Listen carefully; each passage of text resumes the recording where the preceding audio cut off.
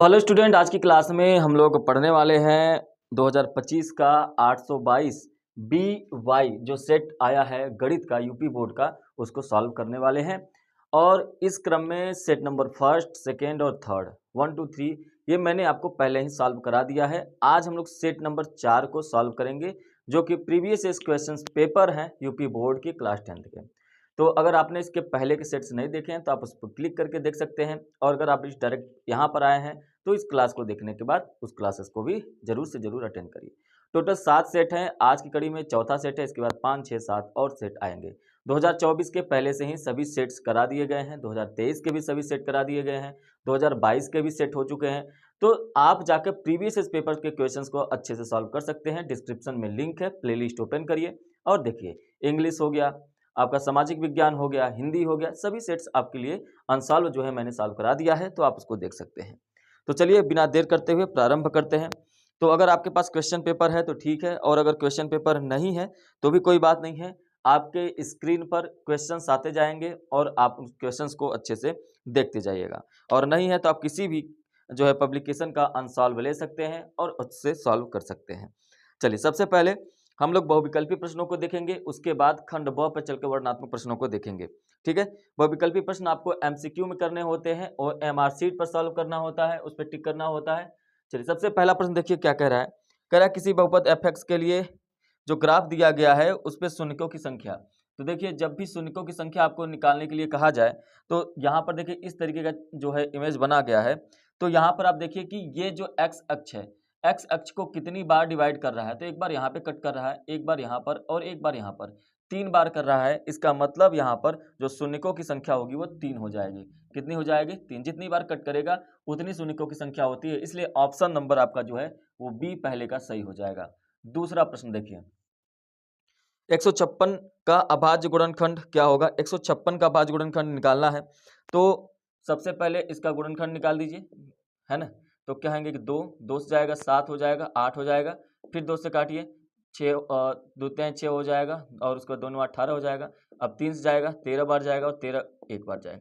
तो आपके सामने आया क्या? 2 गुणे 2 गुणे 3 गुणे 13। एक को आपको नहीं लिखना है क्योंकि अभाज्य संख्या निकालना है, एक अभाज्य संख्या नहीं होती है।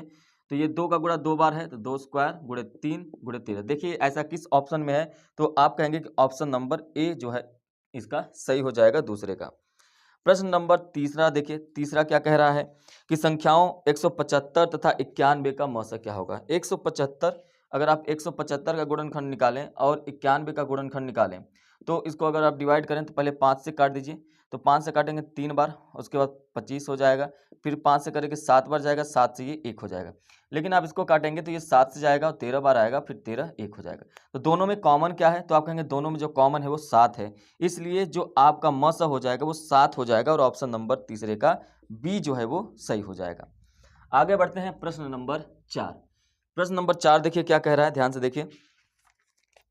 प्रश्न नंबर 4 कह रहा है कि निम्नलिखित संख्याओं में कौन सी संख्या एक परिमेय संख्या होगी? कौन सी संख्या है? तो देखिए, परिमेय संख्या होने का मतलब है जो डिवाइड हो जाए। अच्छा ये बताइए, जो अंडर रूट 3 बटा और अंडर रूट 3 और बटे में अंडर रूट 5 है, ये तो अपरिमेय संख्या है, दोनों के दोनों अपरिमेय संख्या है।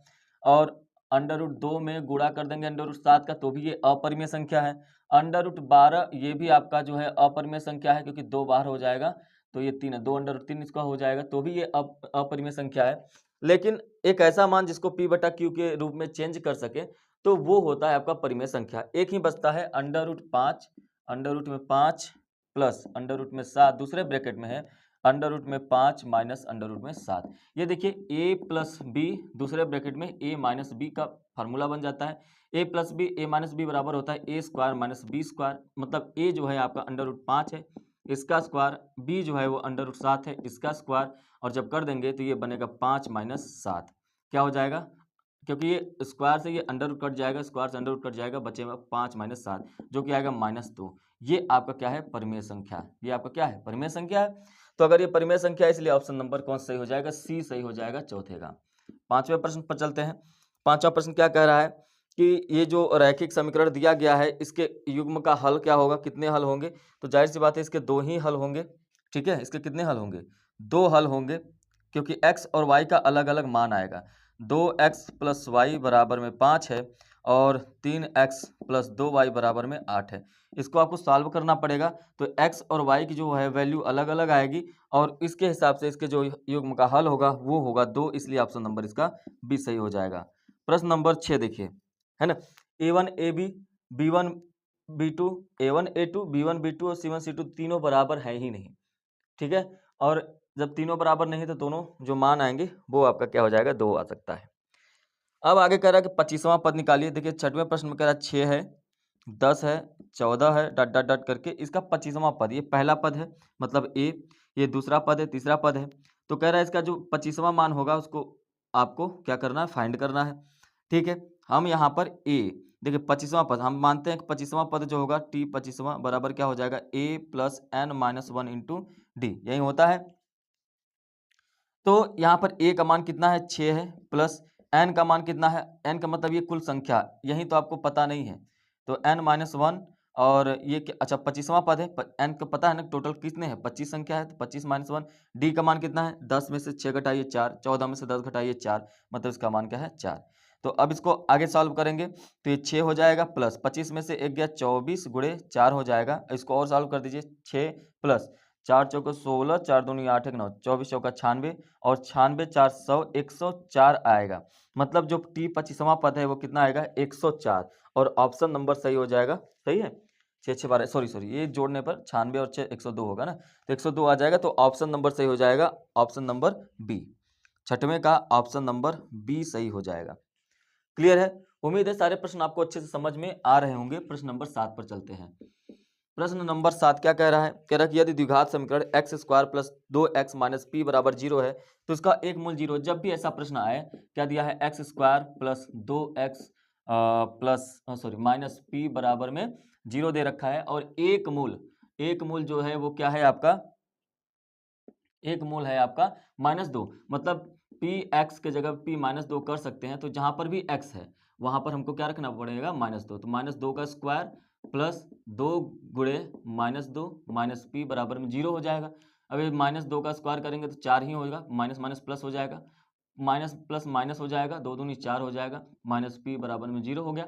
अब यहाँ देखिए 4 में से 4 घटाएंगे 0 माइनस पी हो गया बराबर 0, पी को उस तरफ भेज दीजिए तो पी बराबर क्या आ जाएगा, 0। तो पी का मान कितना आ गया, तो आप कहेंगे पी का मान जो आ गया वो 0 आ गया। ऑप्शन नंबर 7वें का ए सही हो जाएगा। क्या सही हो जाएगा, ए। प्रश्न नंबर 8, प्रश्न नंबर 8 कह रहा है कि दो बिंदुओं हैं, 2 की 3 और 4 1 के बीच की दूरी। देखिए अगर आपने इसके पहले का सेट सॉल्व किया है तो आपको ये आइडिया लग जाएगा कि कैसे सॉल्व होगा। 2 3 है और क्या है, 4 1 है, तो कैसे सॉल्व होगा मैंने आपको बताया है। पहले से पहले को माइनस कर दीजिए, मतलब 4 माइनस, इसमें बड़ा छोटा नहीं देखना है, बड़े में से छोटा ही घटा दीजिए, इसको घटाइए और स्क्वायर कर दीजिए। तो 4 में से 2 घटाएंगे तो कितना आएगा, 2 आएगा, 2 का स्क्वायर। और उसके बाद 3 से 1 घटा दीजिए, कितना आएगा, वो भी 2 आएगा, 2 का स्क्वायर। अब इन दोनों को क्या करेंगे, आप जोड़ देंगे, इन दोनों को जोड़ देंगे। तो 4 प्लस 4 कितना हो जाएगा, कहेंगे 8। और जो भी लास्ट में आंसर आए उसको अंडर रूट में लगा दीजिए। किस में लगा देंगे, अंडर रूट में। तो यही आपका आंसर हो जाएगा। तो इसको बाहर निकालेंगे, 2 अंडर रूट 2 हो जाएगा, यही बीच की दूरी हो जाएगी। ये हमेशा काम करता है, इसलिए ऑप्शन नंबर आपका बी सही हो जाएगा 8वें का। ठीक है, देखिए क्या है, इसमें आपको एग्जामिनर ये नहीं देखेगा कि आपने कैसे प्रश्न को सॉल्व किया है, बल्कि एग्जामिनर OMR शीट पर जो टिक रहेगा उसको देखेगा। इसलिए आपको बहुत ही सतर्कता के साथ इसको ध्यान में रखना है कि आपको ऐसा नहीं है कि आप कितनी देर में करें, प्रश्नों को सॉल्व करते समय बहुत ज़्यादा समय लगा दें। समय नहीं लगाना है MCQ टाइम में, आपको जितना हो सकता है उतना समय बचाइए, है ना। इसको जुबान में ही सॉल्व कर लीजिए, डायरेक्ट आंसर आ जाएगा, इतना लिखने की जरूरत भी नहीं पड़ेगी। तो जितना समय बचाएंगे उतना आपको डिस्क्रिप्टिव में काम आएगा। आगे प्रश्न नंबर 9 कह रहा है कि थीटा का मान निकालना है और त्रिज्यखंड का क्षेत्रफल। तो त्रिज्यखंड का क्षेत्रफल क्या होता है, कहेंगे थीटा बटे 360 गुणे पाई आर स्क्वायर होता है। तो क्या ऐसा ऑप्शन में है, सी ऑप्शन में है, लेकिन 2 पाई आर लिखा है, वो नहीं सही होगा। और 180 बटा में वो भी सही हो सकता है क्योंकि 2 पाई आर, लेकिन पाई आर स्क्वायर वाले ऑप्शन ही सही होंगे। तो ए और सी जो आपको ऑप्शन दिखाई दे रहे हैं वो तो गलत हो गए। तो बी और डी बचा। अब देखिए क्या हो रहा है कि यहाँ पर ऊपर 2 से गुणा कर दिया गया और नीचे भी 2 से गुणा कर दिया गया। तो हुआ क्या कि ये थीटा बटे 360 में 2 का गुणा हुआ 720 आ गया, और 2 का गुणा इसमें होगा तो 2 पाई आर स्क्वायर। मतलब ये जो है आपको ट्रिक के हिसाब से बताया था, हालांकि आंसर वही होगा, थीटा बटे पाई आर स्क्वायर यही क्षेत्रफल होता है, लेकिन ऊपर 2 नीचे 2 के गुणा करके 720 बना दिया गया है, इसीलिए यहाँ पर 2 पाई आर स्क्वायर आया, इसलिए ऑप्शन नंबर डी सही हो जाएगा। ऑप्शन नंबर 9 का डी। प्रश्न नंबर 10 में चलते हैं। प्रश्न नंबर 10 को ध्यान से समझिए। प्रश्न नंबर 10 कह रहा है कि 3 सेंटीमीटर त्रिज्या के एक वृत्त के केंद्र से 5 सेंटीमीटर दूरी पर स्थित एक बिंदु से वृत्त पर खींची गई एक स्पर्श रेखा की लंबाई। ये देखिए प्रश्न कह रहा है कि एक वृत्त है और एक ये आपका स्पर्श रेखा है, केंद्र से यहाँ पर एक लंब खींचा गया है। तो यहाँ पर देखिए त्रिज्या पहले ही दे रखा है 3 सेंटीमीटर है और कह रहा है कि 5 सेंटीमीटर की दूरी पर है, मतलब ये जो दूरी दी गई है 5 सेंटीमीटर है यहाँ पर, ये जो बिंदु है। अब कह रहा है कि इसकी लंबाई बताइए क्या होगा। देखिए समकोण त्रिभुज यहाँ पर बनेगा, क्योंकि स्पर्श रेखा पर जो लंब डाला जाता है वो हमेशा क्या होता है, सॉरी, जो त्रिज्या खींची जाती है वो हमेशा लंब होता है। तो ऐसे में ये समकोण त्रिभुज हो जाएगा। समकोण त्रिभुज का जो रेशियो होता है 3 4 5 का होता है, तो ऑप्शन आपका 4 आ जाएगा। अगर आपको ऐसा नहीं समझ में आया तो आप इसको कर्ण स्क्वायर बराबर आधार स्क्वायर प्लस लंब स्क्वायर लगा लीजिए। तो कर्ण स्क्वायर जो है आपको नहीं पता है, तो कर्ण स्क्वायर हो जाएगा बराबर में आधार स्क्वायर 5 का स्क्वायर प्लस लंब स्क्वायर 3 का स्क्वायर। 5 का स्क्वायर 25 हो जाएगा, 3 का स्क्वायर 9 हो जाएगा और ये 16 आ जाएगा। तो कर्ण बराबर क्या हो जाएगा, कर्ण बराबर अंडर रूट में 16 मतलब 4 आ जाएगा। ऐसे भी आप सॉल्व कर सकते हैं। इसका मतलब इसका ऑप्शन नंबर बी सही हो जाएगा। ऑप्शन नंबर बी सही हो जाएगा 10वें का। प्रश्न नंबर 11 देखिए क्या कह रहा है, इसको थोड़ा सा ध्यान समझिए। मैं इमेज पहले बना देता हूं, हालांकि स्क्रीन पे आपको इमेज दिखाई दे रहा है, क्वेश्चन में पेपर में कैसे दे रखा है। अब पहले ए बी सी को देखिए, ए बी सी को देखिए ध्यान से। ए बी सी ये है, इसमें 3.8 इस रेखा की लंबाई दी गई है। ये 80 अंश है, ये आपका 60 अंश है, ये आपको पता नहीं, हालांकि पता कर सकते हैं। और यहाँ पर ये जो है 6 दिया गया है, ये 3√3 दिया गया है। अब इसी बात को समझते हुए जो दूसरा इमेज है वो उसी का क्या बनाया गया है, रेशियो का। मतलब जैसे 3.8 है तो इसको 7 कर दिया गया है, ये 6 है तो इसको 12 कर दिया गया है, ये 3√3 है 6√3 कर दिया गया है। मतलब सब में 2 2 का गुणा कर दिया गया, तो लंबाई भी तो बढ़ जाएगी। लेकिन हम उसको लिखते समय जैसा इमेज में दिखाई दे रहा है क्वेश्चन में वैसे नहीं लिखेंगे, बल्कि इसको फॉर्मेट में बनाएंगे कि अब यहाँ पर देखिए अगर ये 3.8 वाला है तो इसका जो दोगुना किया गया उसको ही यहाँ पे लिखेंगे। यही आपको करना है। 3.8 का दोगुना करेंगे तो ये क्या हो जाएगा, 7 हो जाएगा। ठीक है। अब इसके बाद नीचे 6 है, तो नीचे 6 है तो इसका दोगुना करेंगे तो ये 12 हो गया। और ये क्या है, 3√3 है, इसका दोगुना करेंगे तो ये क्या हो जाएगा, 6√3। अब देखिए यही आपको समझना है कि अब यहाँ पर पूछा क्या है प्रश्न पे, कोण P का मान। अब यहाँ भी इसको P माने कि किसको P माने, देखिए अगर हमने ए बी माना है ना, ए बी माना है 3.8, मतलब एक 80 है एक 60 है, एंगल तो वही रहेगा, इसलिए ये 80 हो जाएगा और ये 60 हो जाएगा। ये बात को समझिए, ये 80 हो जाएगा ये 60 हो जाएगा। तो यहीं पर चीज में आपको समझना है कि अगर जो यहाँ पर 7 दिया गया है 7.6, अच्छा ये 7.6 हो जाएगा, माफ करिएगा, 7.6 जो दिया गया है ये आर क्यू है। तो आप अगर इसे आर मानते हैं, इसे क्यू मानते हैं, ध्यान समझिए, आर और क्यू मानते हैं, तो क्यू और पी ये 12 हो जाएगा और P और R ये 6√3 हो जाएगा। बिल्कुल सटीक बैठ गया। इसका मतलब जो कोण R है ये 80 है और कोण Q जो है वो 60 है। 80 और 60 कितना हो जाएगा, तो कहेंगे 140 हो जाएगा। तीनों कोणों का मान जो होता है वो 180 अंश होता है। 140 को 180 में से घटा देंगे तो 40 बचेगा, तो कोण P का मान क्या आ जाएगा, 40 हो जाएगा। ठीक है, ये रेशियो का क्वेश्चन है। आप इसको अपने से, ये मुझे बताने में टाइम लगा है, लेकिन आप इसको देखते ही तुरंत अनुमान लगा सकते थे। कैसे लगा सकते थे वो भी मैं आपको बता दे रहा हूँ। इसलिए पहले तो ये समझिए कि इसका ऑप्शन नंबर बी सही हो जाएगा। देखिए क्या है कि कोण P का मान निकालना था, कोण P का मान निकालना था। अब देखिए कोण P की एक तरफ 6√3 था, एक तरफ क्या था, 12 था। तो यहाँ पर देखिए ये 12 वाला हो गया, एक √3, मतलब यही कोण तो निकालना था, यही कोण तो निकालना था, तो ये यहाँ से 40 हो जाता, बस आंसर हो जाता। ठीक है, तो दोनों तरीका आप जानते रहिए कि अगर एग्जाम में दोनों तरीका आपको फॉलो करना आना चाहिए। अगर आप भूल जाते हैं तो उसका आंसर आ जाए।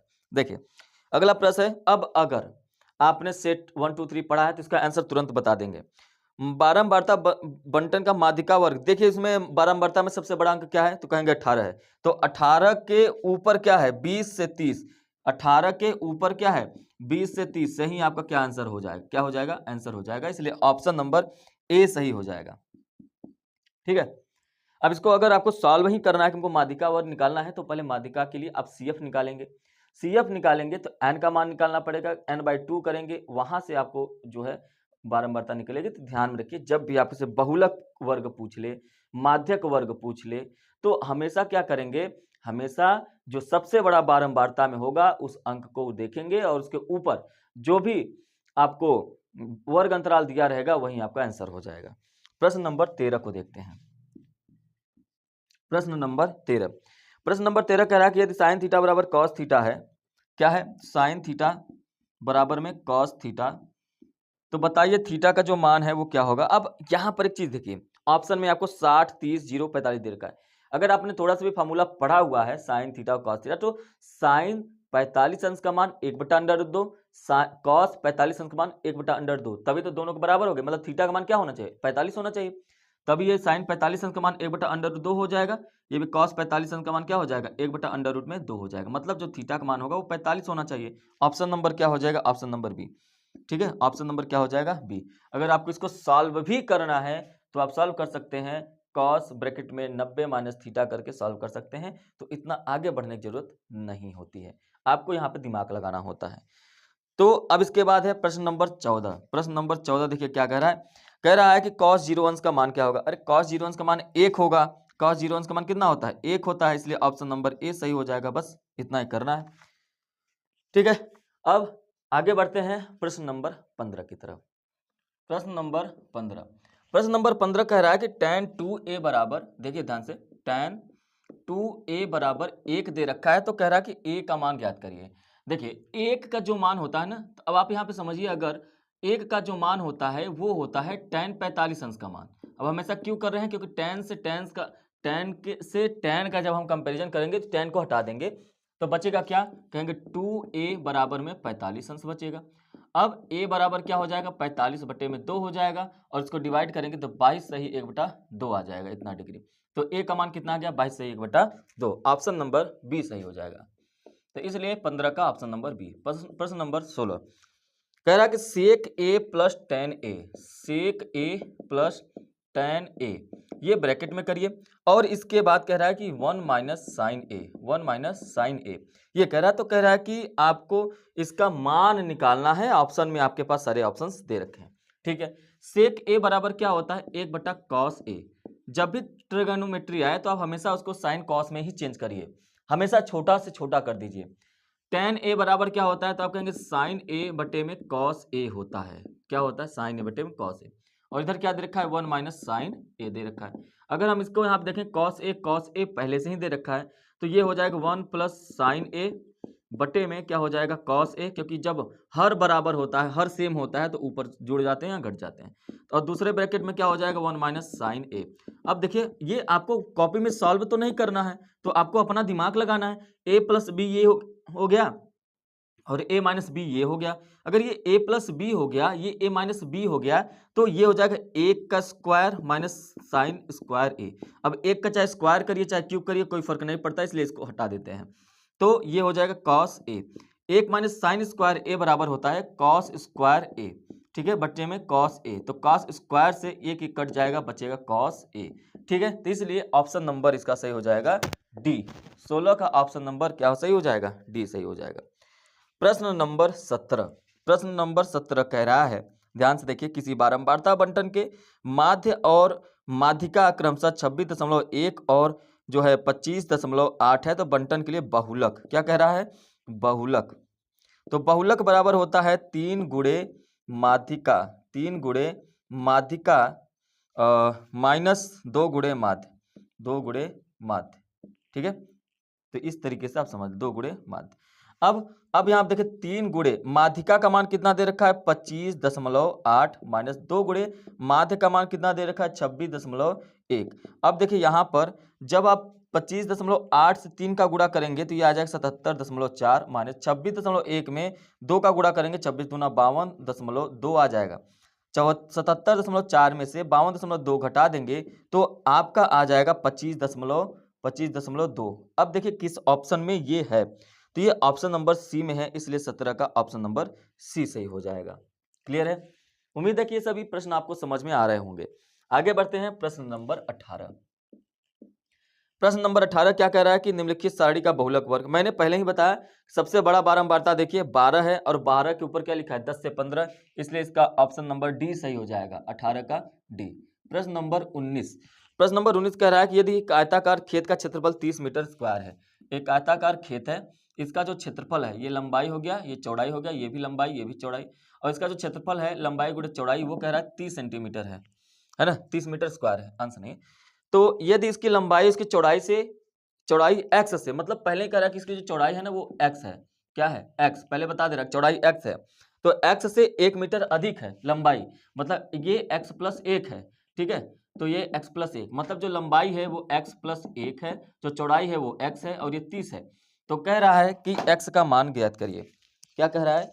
x का मान ज्ञात करिए, है ना, नहीं मतलब समीकरण बताइए। तो समीकरण आप यहाँ से आराम से बना सकते हैं। x का गुणा इसमें करिए, एक्स स्क्वायर प्लस एक्स बराबर में 30, 30 को इधर आप भेज दीजिए, x square plus x minus 30 बराबर में 0। देख लीजिए ये ऑप्शन कहाँ पे है, ये है option number C, option number C सही हो जाएगा इसका, ठीक है।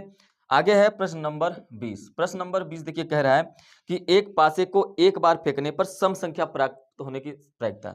कुल टोटल कितनी संख्याएं होती हैं? तो 6 होती हैं। एक पासा जो आप लूडो की गुट्टी खेलते हैं तो इसमें कुल संख्या कितनी होती है? 1 2 3, है ना, इस तरीके से संख्याएं होती हैं, तो टोटल 6 होती हैं। और सम संख्या कितनी होती है? अगर आप 1 2 3 4 5 6 में देखें तो 1 2 है, 1 4 है, 1 6, 3 संख्याएं होते हैं, 3 लिखेंगे और उसको डिवाइड कर देंगे 1/2, 1/2 आपका ऑप्शन नंबर सी सही हो जाएगा।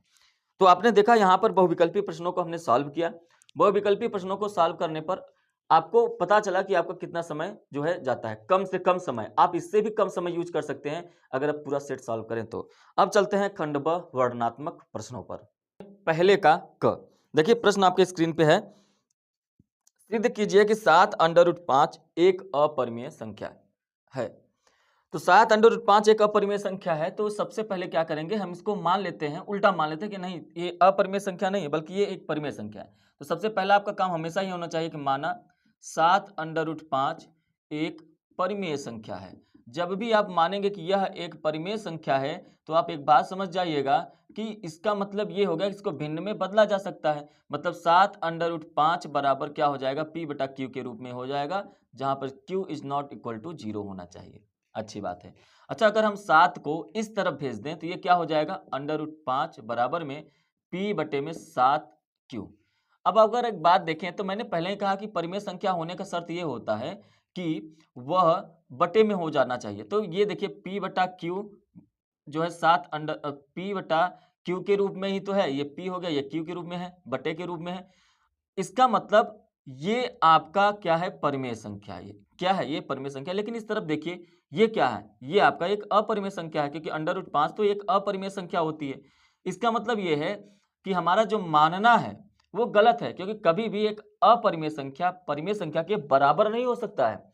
ठीक है, एक अपरिमेय संख्या परिमेय संख्या के बराबर नहीं हो सकता है, इसलिए हमारा मानना गलत है, हमारा मानना गलत है कि 7√5 एक परिमेय संख्या है। हमने ये जो माना है ये गलत मान लिया है। अगर ये गलत है कि 7√5 एक परिमेय संख्या है, इसका मतलब यह है अर्थात 7√5 एक परिमेय संख्या है। बस इतना सा लिख देंगे, आपको नंबर मिल जाएगा। ठीक है, क्लियर है। चलिए अब चलते हैं आगे, प्रश्न नंबर 1 का बी। अब बी में देखिए, बी का मतलब, हाँ वही बी, ये क मैंने लिख दिया है, मतलब वही होता है ए बी, ये ए है। तो बी में देखिए कह रहा है कि उस चाप की लंबाई ज्ञात कीजिए जो 14 सेंटीमीटर त्रिज्या वाले वृत्त के केंद्र पर, है ना, 30 अंश का कोण अंतरित करता है। एक मैं पहले वृत्त बना रहा हूं, यहां मैंने केंद्र बना दिया और इसके बाद ये हमारा बन गया त्रिज्य खंड। इस चाप की लंबाई ज्ञात करनी है। टोटल होता है 2πr। ये थीटा डिग्री पे है, क्योंकि थीटा का मान जो है वो नहीं दे रखा है 30 डिग्री, ये तो 30 डिग्री पे है। और इसके बाद इस त्रिज्या की जो लंबाई है वो 14 सेंटीमीटर है। ठीक है, तो कह रहा है कि आप इसका जो है क्या निकाल दीजिए, चाप की लंबाई। तो चाप की लंबाई बराबर हो जाएगा θ/360 गुणे 2πr। तो थीटा का मान 30 है, 360 हो गया गुणे 2 गुणे पाई का मान आप 22/7 रख लीजिए, आर का मान कितना है, 14 है।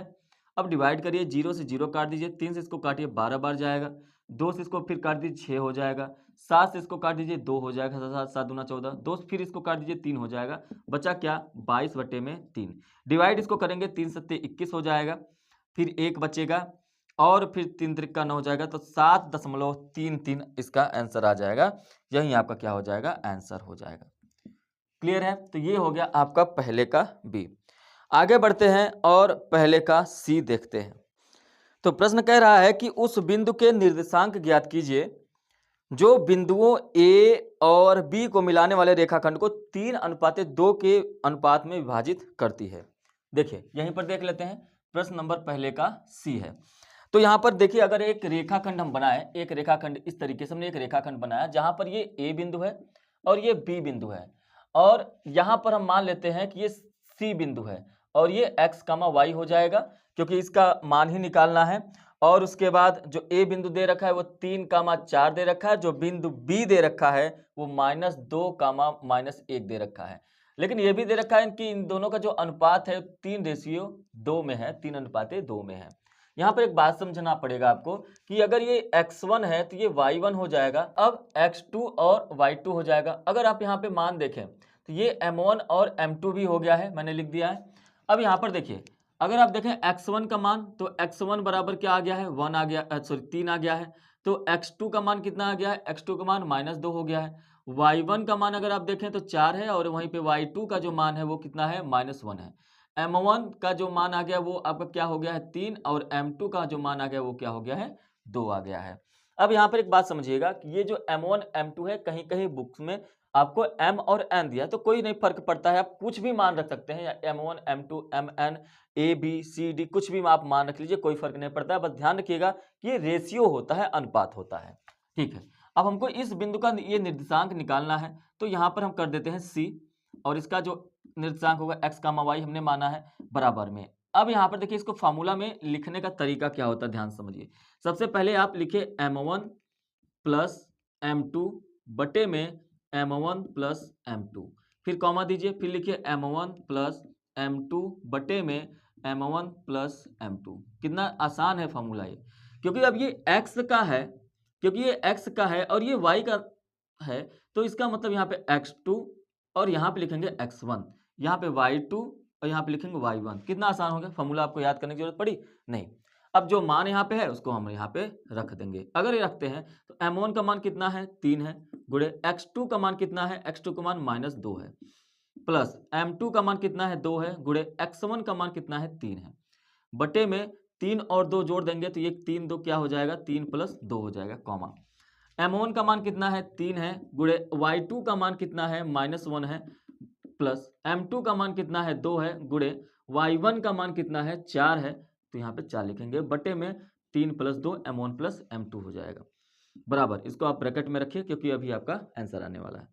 3 गुणे -2 करेंगे तो -6 + 6 बटे में 5, कॉमा करिए, ये आपका -3 + 4 दूनी 8 हो जाएगा, बटे में 5 हो जाएगा, बराबर करेंगे, -6 + 6 0 हो गया, मतलब ये 0 हो गया, ये 8 में से 3 गया, 5 बटे 5 हो गया, है ना।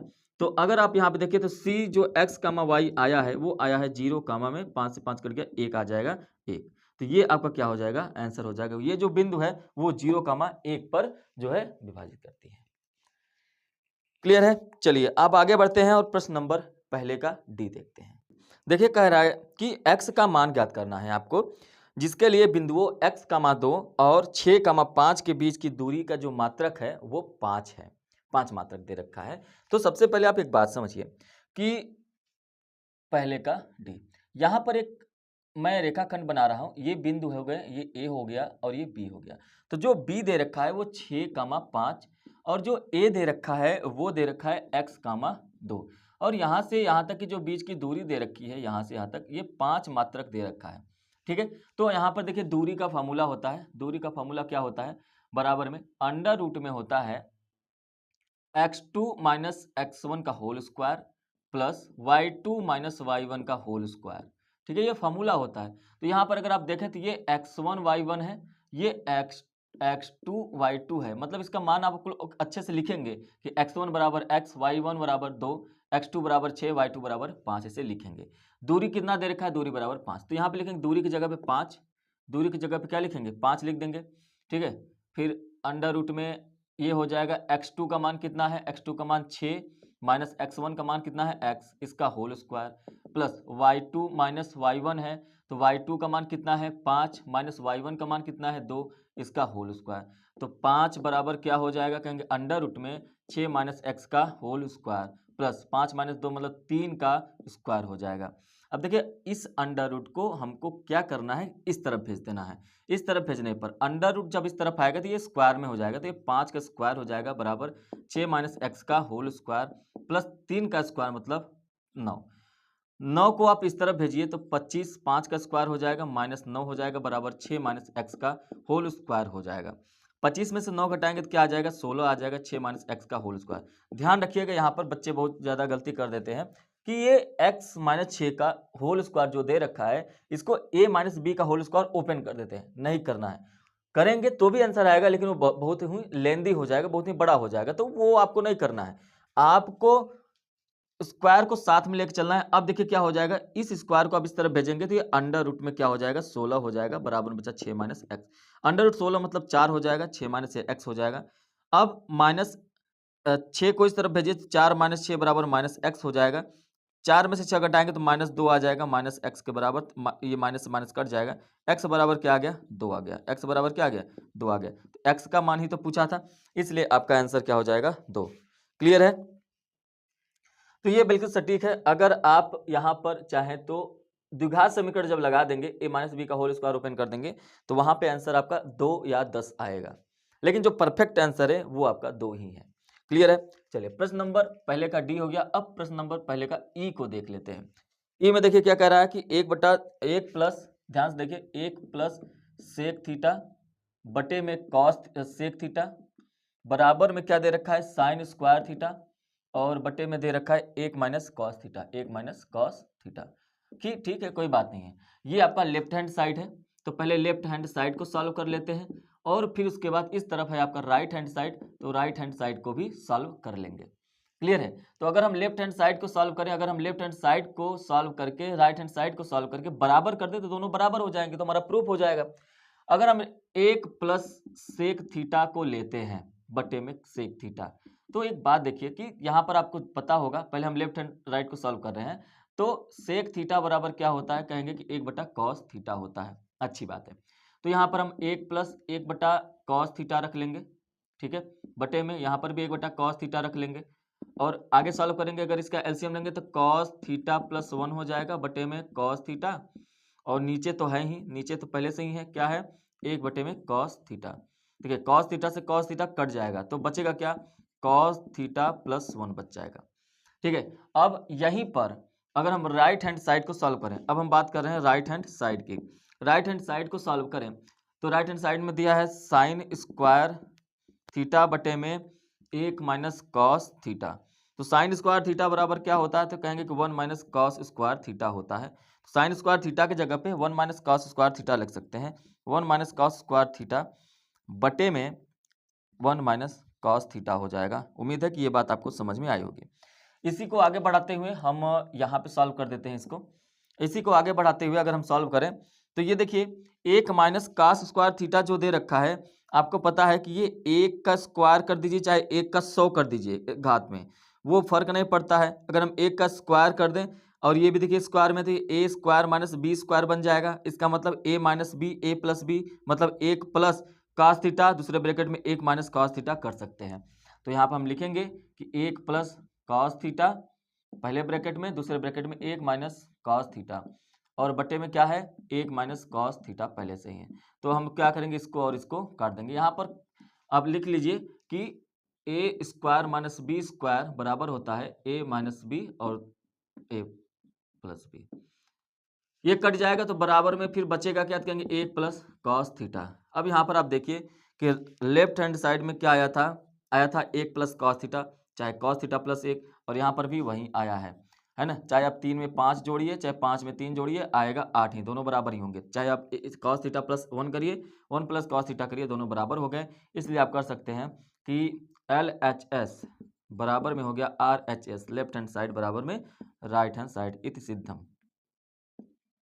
ठीक है, अब यहां पर देखिए ध्यान से, ये जो प्रश्न दे रखा है स्क्रीन पे आप देखिए प्रश्न है, तो ये जो प्रश्न दिया है इसमें वर्ग अंतराल दिया है और बारंबारता दिया है। तो मैं इसको पहले ना ऐसे बना लेता हूं जिससे आपको अच्छे से समझ में आ जाए।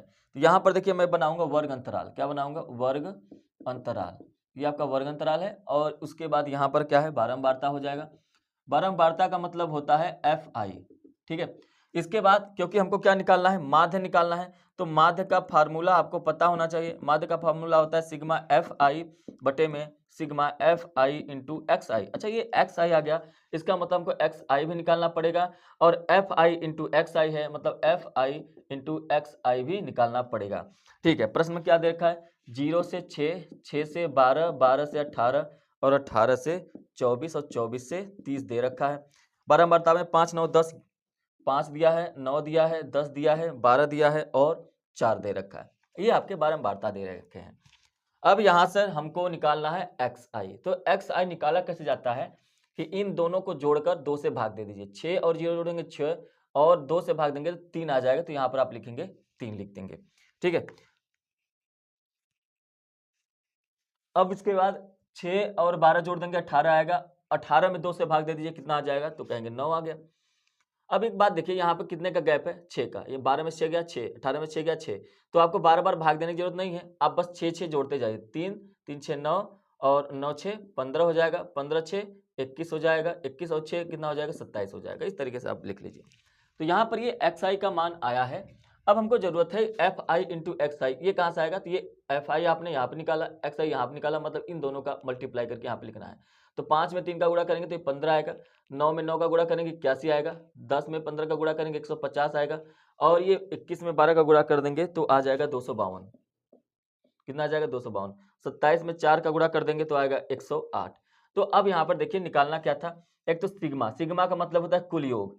सिग्मा का मतलब होता है कुल योग। तो एफ आई ये है तो इसका कुल योग कर लीजिए, कितना आ रहा है? और उसके बाद ये है sigma F I into X I. तो यहाँ से यहाँ तक भी आपको जोड़ना पड़ेगा। ठीक है, तो अगर आप इसको जोड़ेंगे तो ये आएगा आपका 40 और इसको जोड़ेंगे तो आएगा 606। ठीक है, बस मान रख दीजिए एफ आई, ये जो है उल्टा मैंने फार्मूला लिख दिया है। ये फार्मूला मैंने उल्टा लिख दिया है, तो इसको थोड़ा सा ध्यान रखिए। एफ आई इंटू एक्स आई ऊपर रहता है और एफ आई नीचे रहता है। ठीक है, तो अब यहाँ पे एफ आई इंटू एक्स आई का मान कितना आ गया? 606। सिग्मा एफ आई का मान कितना आ गया? 40 आ गया। और इसको आप डिवाइड कर दीजिए तो 15.15 आ जाएगा। यही आपका क्या हो जाएगा? आंसर हो जाएगा। तो ये आपका रहा प्रश्न नंबर 1, जो कि मैंने 6 सॉल्व कर दिए क्योंकि इसमें सभी खंड करने थे। अब इसके बाद चलते हैं प्रश्न नंबर 2 में। प्रश्न नंबर 2 में कह रहा है कि इन्हीं 5 खंडों को हल करना है, लेकिन आपके पास प्रश्न टोटल 6 दिए गए हैं। तो हम आपको 6 के 6 प्रश्न बताएंगे। आपको पता ही है अगर प्रीवियस पेपर स्टार्टिंग से सॉल्व कर रहे हैं तो। अब देखते हैं प्रश्न नंबर 2 का क ए। अब देखिए प्रश्न नंबर 2, यहाँ पर मैं प्रश्न नंबर 2 लिख दे रहा हूँ। प्रश्न नंबर 2 का ए। प्रश्न को बहुत ही ध्यान से पढ़िए। कह रहा है कि 2 संकेंद्रीय वृत्तों की त्रिज्याएं 3 सेंटीमीटर और 5 सेंटीमीटर है। तो अगर 3 सेंटीमीटर है ना, तो पहले मैं क्या करूंगा? एक वृत्त बना लूंगा। और संकेंद्री का मतलब होता है कि एक ही केंद्र पर 2 वृत्त। तो अगर यहाँ पर केंद्र है तो यहाँ से यहाँ तक की जो दूरी है वो 3 सेंटीमीटर है, लेकिन यहाँ से यहाँ तक की जो दूरी है वो 5 सेंटीमीटर है। इस बात को ध्यान में रखना है ना। तो अगर यहाँ से यहाँ तक की दूरी पूछा जाए तो आपको 2 पता चल जाएगा, लेकिन उसकी अभी जरूरत नहीं है। और ये भी है कि इस पर एक आगे पढ़ेंगे तो कहा जा रहा है कि बड़े वृत्त की जीवा उस की लंबाई जो ज्ञात करनी है जो कि छोटे वृत्त को स्पर्श करती है। बड़े वृत्त की जो जीवा होगी ये हो जाएगी, ये जीवा, इस बड़े वृत्त की जीवा ये हो जाएगी, और छोटे वृत्त की ये क्या होगी? स्पर्श रेखा हो गई। ठीक है, अगर आप इसको भी मिलाना चाहें तो ये भी 5 हो जाएगा, है ना, क्योंकि ये भी क्या हो जाएगी? त्रिज्या हो जाएगी। ठीक है, कोई बात नहीं। हम लोग यहाँ पे क्या करेंगे? इसका नामकरण कर देते हैं। ये O हो गया, ये A हो गया और ये क्या हो गया? B हो गया। तो इसको क्या मान लेते हैं? C। यहाँ पर हमने नामकरण कर दिया है। अब एक बात समझिए, हमको क्या निकालना है? हमको निकालना है बड़े वृत्त की जो है जीवा की लंबाई, मतलब ये जो AB है ये पूरा मान निकालना है। तो यहाँ पर देखिए कि AC बराबर CB हो जाएगा। कैसे हो जाएगा ये बात समझिए। AC बराबर CB कैसे हो गया? कि केंद्र से खींचा गया लंब, केंद्र से खींचा गया लंब जीवा को समद्विभाजित करता है। समद्विभाजित मतलब होता है बराबर बराबर भागों में। केंद्र से जीवा पर खींचा गया लंब। तो यहां पर आप लिख लीजिए कि केंद्र से जीवा पर जीवा पर खींचा गया लंब जीवा को समद्विभाजित करता है। ये मैंने पहले ही लिख दिया क्योंकि आपको पता चल जाए कि AB बराबर AC प्लस BC हो जाएगा, है ना। तो AC बराबर है, अगर आपने AC का मान निकाल लिया तो वही मान क्या हो जाएगा, CB का, वही मान क्या हो जाएगा, CB का हो जाएगा। तो अब यहां पर एक बात ध्यान से पढ़िए, देखिए कि अगर हम यहां पे देखें तो ये 90 डिग्री बन जाएगा। कैसे बन जाएगा ये भी समझिए कि केंद्र से स्पर्श बिंदु से खींची गई रेखा, केंद्र से स्पर्श बिंदु जो है उस पर खींची गई जो रेखा है वो 90 डिग्री होता है। तो यहां पर आप लिख लीजिए कि OCA कोण OCA बराबर क्या हो जाएगा, 90 डिग्री। OCA है ना, OCB भी हो जाएगा, कोई दिक्कत नहीं है। तो केंद्र से स्पर्श बिंदु से खींची गई रेखा, केंद्र से स्पर्श बिंदु पर खींची गई रेखा स्पर्श बिंदु पर लंब होती है,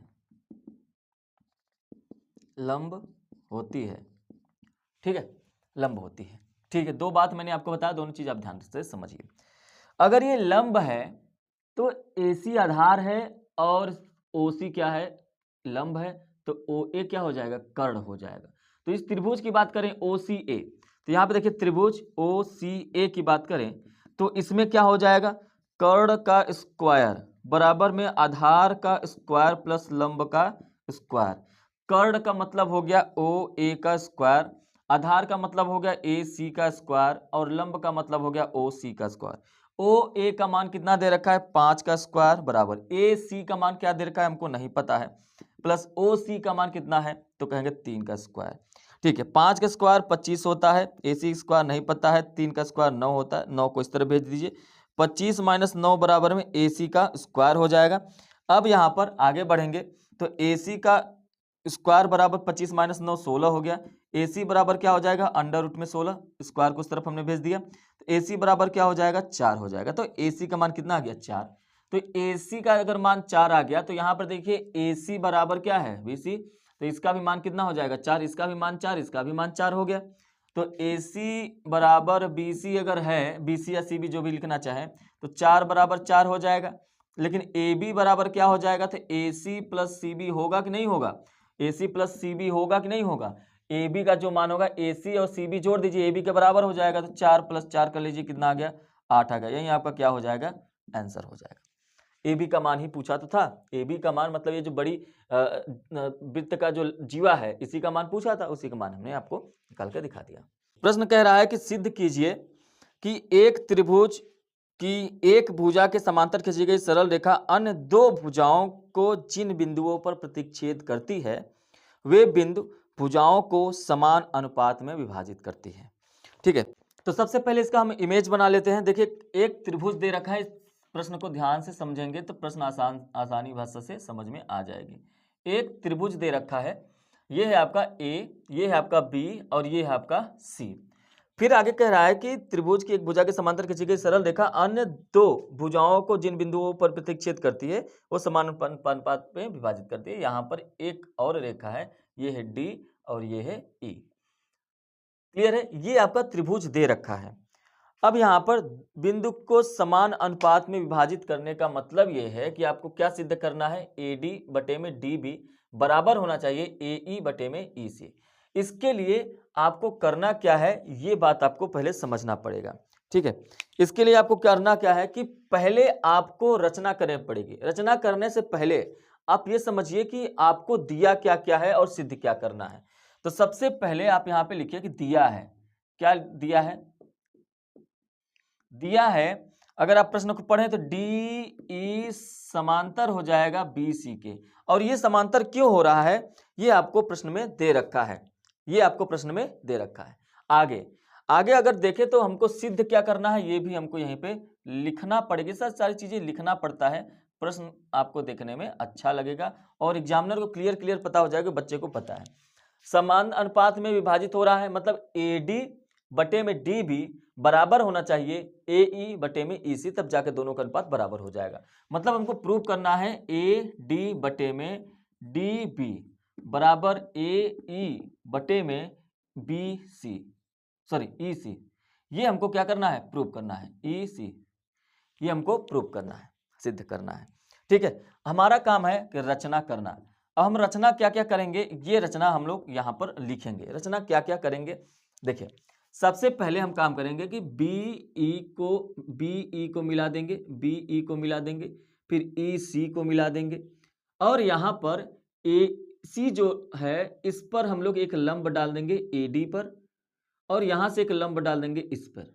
तो ये हमारा क्या हो जाएगा? लंब हो जाएगा। ये क्या हो जाएगा? लंब हो जाएगा। नामकरण भी करेंगे, नामकरण कर लेते हैं, इसको कर देते हैं M, इसको कर देते हैं N। ठीक है, एक आपका M हो गया, एक आपका N हो गया, दोनों M हो गया, इसको N कर लीजिए।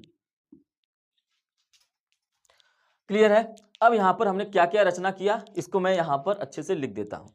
रचना हमने क्या किया है कि D से DM पर लंब AC, D से DM पर लंब जो है वो AC पर पढ़ाया गया। ये जो DM है, ध्यान से देखिए, DM जो है वो AC पर लंब पड़ा हुआ है। उसी तरीके से AB पर लंब क्या है? EN है, इसको भी लिखेंगे। ठीक है, रेखा पर, यहाँ पे AC रेखा पर एक तो मैंने ये रचना किया। दूसरा मैंने क्या किया रचना की? E से है ना, E से अब यहाँ पे देखिए N जो है वो कौन सी रेखा पे है? वो EN जो लंब है वो EN लंब है किस पर? AB पर, AB रेखा पर। दूसरा रचना हमने ये किया था। और उसके बाद क्या किया था? E से B को मिलाया है और D से C को मिलाया गया है। तो यहाँ पे लिख लीजिए D से C को मिलाया, और फिर लिखिए कि D से C और E से B को मिलाया, E से B को मिलाया। ये हमने रचना किया। यहां पर एक बात आपको जानना पड़ेगा, एक बात आपको समझना पड़ेगा, मैं यहीं पर क्लियर कर दूं जिससे आगे चलकर आपको कोई दिक्कत ना हो। त्रिभुज BDE जो त्रिभुज है वो बराबर हो जाएगा त्रिभुज, ये BDE त्रिभुज जो बराबर हो जाएगा वो बराबर हो जाएगा CDE के बराबर होता है। ये होता ही है। ऐसा क्यों होता है? जब दो पैरेलल लाइन होती है तो अगर हम इसको और इसको मिला दें तो ये दोनों त्रिभुज जो होती हैं वो आपस में बराबर हो जाती हैं। ये वाला त्रिभुज है ना, ये त्रिभुज और ये जो त्रिभुज होती है आपस में इनका जो क्षेत्रफल होता है वो बराबर हो जाता है। ठीक है, ये बात याद रखिएगा। ये जो दोनों त्रिभुज हैं इनका जो क्षेत्रफल है वो बराबर है। इसका काम आगे लगेगा इसलिए मैंने पहले ही बता रखा है। फिर से समझ लीजिए कि ये जो BDE ये वाला त्रिभुज है वो बराबर है CDE के। एक बात और आप समझिए यहीं पे कि अगर आपने अधिक कोण देखा होगा तो अधिक कोण बनता है इस प्रकार से, ऐसे ये होता है अधिक कोण, है ना। लेकिन इसका जो लंब पड़ता है ना वो आगे पड़ता है। इसकी जो ऊंचाई अगर नापा जाता है तो ये आगे से नापा जाता है जहां पर लंब पड़ता है। मतलब अगर ये त्रिभुज है तो इसका जो लंब होगा वो कहीं आगे जाके पड़ेगा। वही चीज यहां पर भी फॉलो होगा कि ये जो त्रिभुज DBDE ये वाला जो त्रिभुज है, इस त्रिभुज का जो लंब है, क्योंकि ये भी अधिक कोण है, ये भी क्या है? अधिक कोण है, ये भी अधिक कोण है, इसलिए इसका जो लंब है वो ये होता है। मतलब इसकी त्रिभुज की जो ऊंचाई होगी ना, इस त्रिभुज की जो ऊंचाई होगी वह होगा NE। सेम उसी तरीके से यहां पर भी DM इसकी ऊंचाई होगी जो ये वाला त्रिभुज है, ये वाला जो त्रिभुज है। और ये AC पर लंब है तो इसका मतलब इस त्रिभुज की भी लंबाई यही होगा। तो इस बात को आपको समझना पड़ेगा कि अधिक कोण का जो लंब होता है, जो ऊंचाई होता है, क्योंकि इसकी जो ऊंचाई होगी वो ये नहीं होगी, इसकी ऊंचाई ये नहीं होगा, इसमें कहीं पर भी इसकी मैक्सिमम ऊंचाई नहीं आएगी। इसकी मैक्सिमम ऊंचाई जो आएगी अधिक कोण की वो बाहर आएगा यहाँ पे। इस बात को भी समझिएगा। इन दोनों का फायदा हम लोग उठाने वाले हैं। देखिए अब क्या करेंगे कि सबसे पहले हम लोग त्रिभुज, ध्यान समझिए, त्रिभुज ADE का क्षेत्रफल में भाग दे देंगे त्रिभुज DEB का क्षेत्रफल। ठीक है, ADE का क्षेत्रफल, ये है A, ये है D और ये है E। ADE का जो क्षेत्रफल है, ADE का जो क्षेत्रफल है उसमें हम लोग भाग दे देंगे DEB का, उसमें हम लोग भाग देंगे इस त्रिभुज का DBE का, ठीक है। तो अब यहाँ पे देखिए ADE का जो क्षेत्रफल आएगा वो हो जाएगा 1/2 आधार गुणे ऊंचाई। तो ADE का जो आधार होगा, ADE का जो आधार होगा वो होगा AD। अब हमको ये AD क्यों लेना है, हमने यहाँ पर त्रिभुज ADE क्यों लिया, यहाँ पे DEB क्यों लिया, इस बात को भी अभी समझ लीजिए। ADE हमने इसलिए लिया है क्योंकि हमको AD प्राप्त करना है और नीचे DB प्राप्त करना है। यहाँ पर AD प्राप्त करना है, यहाँ पर DB प्राप्त करना है, इसलिए पहले ADE त्रिभुज इसमें से और DB है तो DBE त्रिभुज इसमें से, दोनों के क्षेत्रफल को भाग देंगे जिससे हमको AD और DB का अनुपात निकल के हमारे सामने आए। क्लियर है। इसलिए पहले ADE, इसकी ऊंचाई क्या हो जाएगी, EN हो जाएगी, इसकी ऊंचाई तो EN ही है। तो यहां पर AD आधार क्या हो जाएगा, तो कहेंगे AD। अच्छा ऊंचाई क्या हो जाएगी, लंबहित ऊंचाई है NE या EN, जो भी आपको लिखना है वो लिख दीजिए EN बटे में। दूसरा है DEB का क्षेत्रफल, DEB का क्षेत्रफल, DEB का क्षेत्रफल, इसका आधार क्या होगा, BD हो जाएगा। तो 1/2 आधार गुणे ऊंचाई होता है, आधार क्या हो जाएगा BD हो जाएगा, DB गुणे ऊंचाई, ऊंचाई क्या होगा, अब मैंने पहले ही बताया कि ये अधिक कोण है तो इसकी ऊंचाई भी क्या हो जाएगी, EN ही हो जाएगी इसके अकॉर्डिंग, क्योंकि अधिक कोण का जो मान होता है ऊंचाई होती है वो बाहर होता है, तो यहां पर भी ये EN ही हो जाएगा। अब इसको अगर आप काट दें तो 1/2 से 1/2 कट जाएगा, EN से EN कट जाएगा, बचा क्या, तो कहेंगे AD बटे में DB। तो यहां से आपको ये पता चल गया AD बटे में DB पता चल गया, ठीक है। आगे, अब आगे बढ़ेंगे तो फिर इसी प्रकार अब क्योंकि हमको प्राप्त करना है AE बटे EC, क्या प्राप्त करना है, AE बटे EC, AE बटे EC मतलब एक बार AE को त्रिभुज बनाएंगे और दूसरी बार EC को त्रिभुज बनाएंगे जिसको ये हमको आधार मिल सके। तो एक बार ये त्रिभुज और एक बार जो है ये त्रिभुज को लेंगे और यहाँ पर ये भी अधिक कोण होगा और ये अधिक कोण होगा तो इसका भी जो लंब होगा, जो इसकी जो ऊंचाई होगी ये हो जाएगी। ये भी बात आपको समझ में ना चाहिए। तो इसी तरीके से हम यहाँ पे लिख सकते हैं, यहाँ पर क्या लिख सकते हैं कि त्रिभुज ADE। अब क्योंकि ये त्रिभुज हमको लेना है, त्रिभुज वही होगा सेम त्रिभुज, जब AD को आधार माना था तो ये हो गया, अब AE को आधार मानेंगे तो इसकी ऊंचाई ये हो जाएगी, त्रिभुज हमने वही ले रखा है।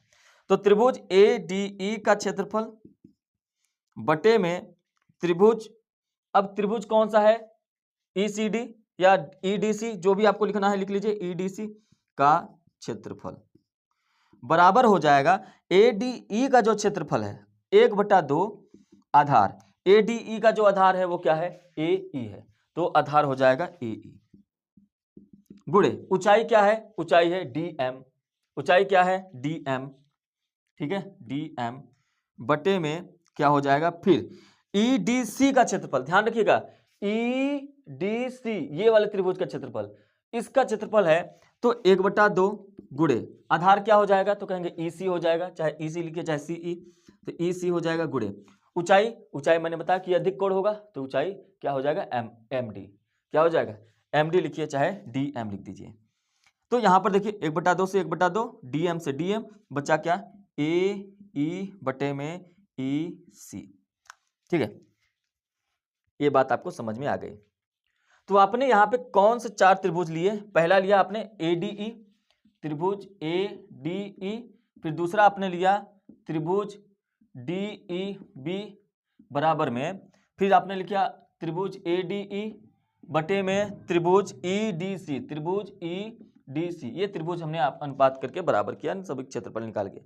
लेकिन आप एक बात समझिए कि लोगों का अनुपात बराबर कहाँ हुआ, ये AD है ADE है, ठीक है, ये भी ADE है, ठीक है, ऊपर नीचे देखिए DEB और ये EDC, दोनों में अंतर है, दोनों त्रिभुज अलग है। DEB ये वाला त्रिभुज, DEB ये वाला त्रिभुज की बात हो रही है, और कह रहा है दूसरे वाले में कह रहा है EDC ये वाला त्रिभुज, इसकी बात हो रही है। तो दोनों त्रिभुज अलग हैं तो अनुपात बराबर कहाँ हुआ, अनुपात बराबर हुआ नहीं हुआ।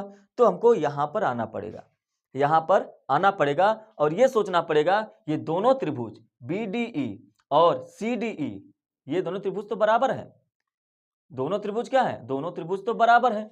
अगर दोनों त्रिभुज बराबर हैं इसका मतलब EDC के जगह पे, EDC या CDE के जगह पे हम लोग BDE लिख सकते हैं। तो यहाँ पर हम लोग ऐसे बना सकते हैं कि त्रिभुज ADE बटे में त्रिभुज DEB बराबर त्रिभुज ADE बटे में, अब यहाँ पर त्रिभुज DEB लिख दीजिए, यहाँ पर लिख दीजिए, क्योंकि त्रिभुज EDC बराबर है किसके, त्रिभुज DEB के। यहाँ पर आप इसको ऐसे लिख दीजिए। तो अब देखिए ADE का मान कितना आया था, AD बटे DB, ये आया था AD बटे DB बराबर ये कितना आया है AE बटे में क्या है EC, AE बटे में EC। यही हमको क्या करना था, प्रूव करना था। क्लियर है? तो उम्मीद है कि आपको ये क्वेश्चन अच्छे से समझ में आ गया होगा। कोशिश करते हैं कि आपको प्रश्न जो है, जो उसका आंसर है वो अच्छे से समझ में आए, क्योंकि आपको ये एग्जाम में अपने से सॉल्व करना है और बार बार क्वेश्चन को देखेंगे तो आराम से समझ में आ जाएगा। प्रश्न नंबर दूसरे का सी देखिए क्या कह रहा है कि दो क्रमागत धनात्मक पूर्णांक ज्ञात कीजिए जिनके वर्गों का योग 365 हो। ठीक है, प्रश्न नंबर दूसरे का सी। यहां पर प्रश्न में कह रहा है कि दो क्रमागत धनात्मक पूर्णांक ज्ञात करना है। दो पहली जो क्रमागत धनात्मक पूर्णांक, जो पहली पूर्णांक होगी वो x होगा, है ना, धनात्मक क्रमागत पूर्णांक। आपका ये होता क्या है पहले ये समझिए। क्रमागत मतलब क्रम रूप से, क्रमागत का मतलब क्या होता है, क्रम रूप से। क्रम रूप से का मतलब अगर पहले एक आप लिखें, फिर क्या लिखेंगे, दो लिखेंगे, फिर क्या लिखेंगे, तीन लिखेंगे। मतलब अगर पहला x हो तो दूसरा दो लाने के लिए क्या करना पड़ेगा, एक इसमें जोड़ दीजिए, एक प्लस एक, फिर तीन लाने के लिए एक प्लस एक, मतलब पहला x है तो दूसरा x प्लस वन, फिर x प्लस टू, फिर x प्लस। तो इसका मतलब यह है क्रमागत संख्याएं हो गई। लेकिन यहां पे कह रहा है कि क्रमागत जो संख्याएं हैं इनके वर्गों का जो योग है वो 365 है। अगर हम यहाँ पे इन दोनों को भी ले सकते हैं, आगे भी ले सकते हैं, लेकिन हमारे लिए सरल हो जाएगा अगर x और x प्लस वन ले लें तो यहाँ पर आप देखिए, तो हम यहाँ पे पहली क्रमागत संख्या जो मान रहे हैं वो x है और जो दूसरी है वो x प्लस वन है। कह रहा है कि इनके वर्गों का मतलब इनके स्क्वायर का जो योगफल है, मतलब जो योग है वो कितना दे रखा है, वो दे रखा है 365। क्या रखा है, 365 दे रखा है। ठीक है, इसको सॉल्व करेंगे, एक्स स्क्वायर प्लस ये a प्लस बी का होल स्क्वायर बनेगा तो a square plus B square plus 2ab बराबर में 365। ये देखिए X square plus X square जुड़ जाएगा 2x स्क्वायर प्लस ये 1 हो जाएगा प्लस 2 एकम 2, ये 2x हो जाएगा बराबर में 365। अब देखिए 2x square plus 2x plus 1 minus 365, 365 को मैंने इस तरफ ट्रांसफर कर दिया। 2x स्क्वायर प्लस, अब देखिए 365 में से 1 को घटा दीजिए, कितना बचेगा, माइनस में 364 बराबर में 0। यहाँ पर भी 2 है, यहाँ पर भी 2 है, इसमें भी 2 है, 2 कॉमन लेके 0 से भाग दे देंगे, कट जाएगा, हट जाएगा। तो 2 यहाँ पर बचा एक्स स्क्वायर प्लस एक्स, ये एक्स है, एक्स बचा माइनस में यहाँ से 2 एकम 2 हो जाएगा, 2 8 16 हो जाएगा, 182 बचेगा बराबर में 0। 2 का 0 में भाग दे देंगे, गायब हो जाएगा। जो आपको समीकरण मिला वो मिला x square plus x minus 182 बराबर में 0। X square plus x minus में 182, अगर इसको हम तोड़ें, अगर 182 को दो भाग में तोड़ दें तो ये हमारा 14 और 13, इन दोनों का गुणा करने पर 182 आएगा, जोड़ने घटाने पर 1 आना चाहिए, मतलब घटा देंगे माइनस कर देंगे तो 1, जहां पर 1 है उसके जगह पे हमको 14 माइनस 13 लिखना पड़ेगा। एक्स स्क्वायर प्लस 1 यहाँ पर है इसलिए हम लोग यहाँ पे लिखेंगे 14 माइनस 13 और x माइनस 182 बराबर में 0। X square plus 14x minus 13x minus 182 बराबर में 0। यहाँ आप देखिए दो दो का पेयर बनाइए और कॉमन लीजिए, तो x यहाँ से कॉमन लीजिए तो x प्लस 14 बचेगा, माइनस 13 कॉमन लीजिए तो x प्लस 14 बचेगा बराबर में 0। अगर यहाँ पे देखिए x प्लस 14 दोनों में है, माइनस के इस तरफ भी x प्लस 14 है, माइनस के इस तरफ भी x प्लस 14 है, कॉमन लीजिए। तो x प्लस 14 अगर आपने कॉमन ले लिया तो बचा क्या, x माइनस 13 बच जाएगा बराबर में 0। तो एक बार x प्लस 14 बराबर 0 करिए, दूसरी बार x माइनस 13 बराबर 0 करिए, x बराबर माइनस 14 हो जाएगा और इधर हो जाएगा x बराबर में प्लस 13। ठीक है, x बराबर में क्या हो जाएगा, प्लस 13। तो माइनस से कोई लेना देना है नहीं, तो x का जो मान आ गया वो 13 आ गया और x आपने क्या माना था, प्रथम संख्या, प्रथम क्रमागत संख्या। तो पहली संख्या जो है, जो पहली क्रमागत जो पहली धनात्मक संख्या है वो 13 है और जो दूसरी संख्या है जो दूसरी संख्या है वो आपका 13 प्लस 1 है, मतलब कि 14 है। ये क्या हो जाएगा, आंसर हो जाएंगे। और क्योंकि प्रश्न में यही पूछा था, दो क्रमागत पूर्णांक ज्ञात करने थे। क्लियर है। आगे है प्रश्न नंबर डी।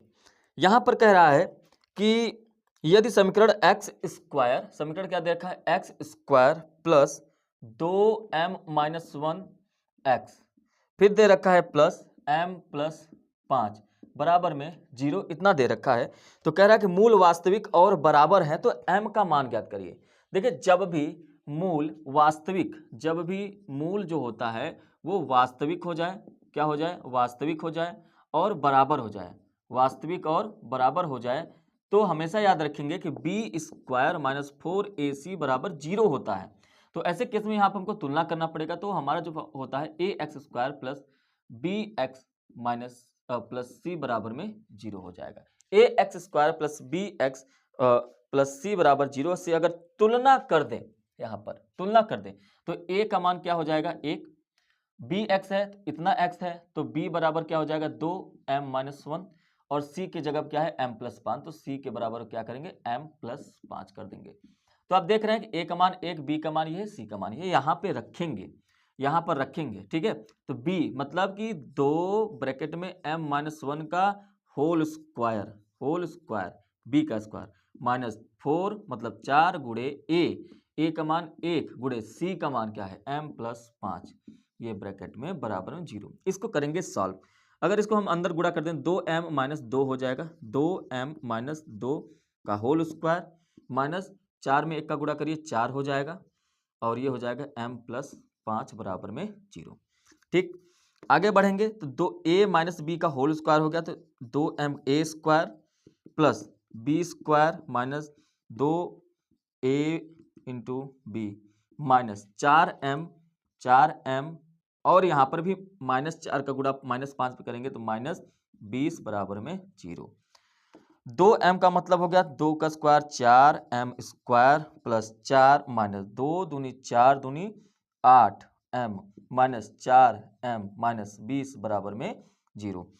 अब आगे बढ़ेंगे तो यहाँ पर देखिए ध्यान से, 4m स्क्वायर यहाँ पे रहने दीजिए, 4 यहाँ पर है, 20 यहाँ पर है। अब यहाँ पर देखिए 8m 4m minus minus plus, तो ये हो जाएगा माइनस में 12m, 4 और 20 प्लस माइनस माइनस होता है तो -16 हो जाएगा, 20 में से 4 आप घटा देंगे तो बराबर में 0। यहाँ पर भी 4 है, यहाँ पर भी 4 है, इसमें भी 4 है, तो आप काम कर सकते हैं कि 4 कॉमन ले लीजिए, m square minus 3m minus 4 बराबर में 0, क्योंकि 4 का भाग 0 में होकर गायब हो जाएगा।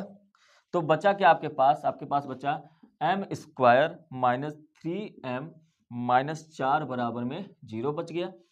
अब यहाँ आप देखिए 4 का ऐसा डिवाइड करना है आपको कि गुणा करने पर जो है 4 आए और जोड़ने या घटाने पर क्या आ जाए, जोड़ने या घटाने पर 3 आए। तो 4 में से अगर 1 घटा देंगे तो आपका 3 आ जाएगा, है ना, और 4 में 1 का गुणा करेंगे तो 4 ही आ जाएगा। तो m square minus 4 minus 1 m हो जाएगा, माइनस 4 बराबर 0, m square minus 4m minus minus plus m minus 4 बराबर 0। दो का पेयर बनाएंगे और उसके बाद क्या करेंगे, कॉमन, तो m कॉमन ले लेंगे तो m माइनस 4, यहाँ पर जो है प्लस 1 कॉमन लीजिए तो ये m माइनस 4 बराबर में 0। m माइनस 4 दोनों तरफ से आप कॉमन ले लेंगे तो बचेगा m प्लस 1 बराबर में 0। m माइनस 4 बराबर एक बार 0 करेंगे, m प्लस 1 बराबर एक बार 0 करेंगे, तो m बराबर इधर 4 आ जाएगा और इधर जो आएगा m बराबर में -1।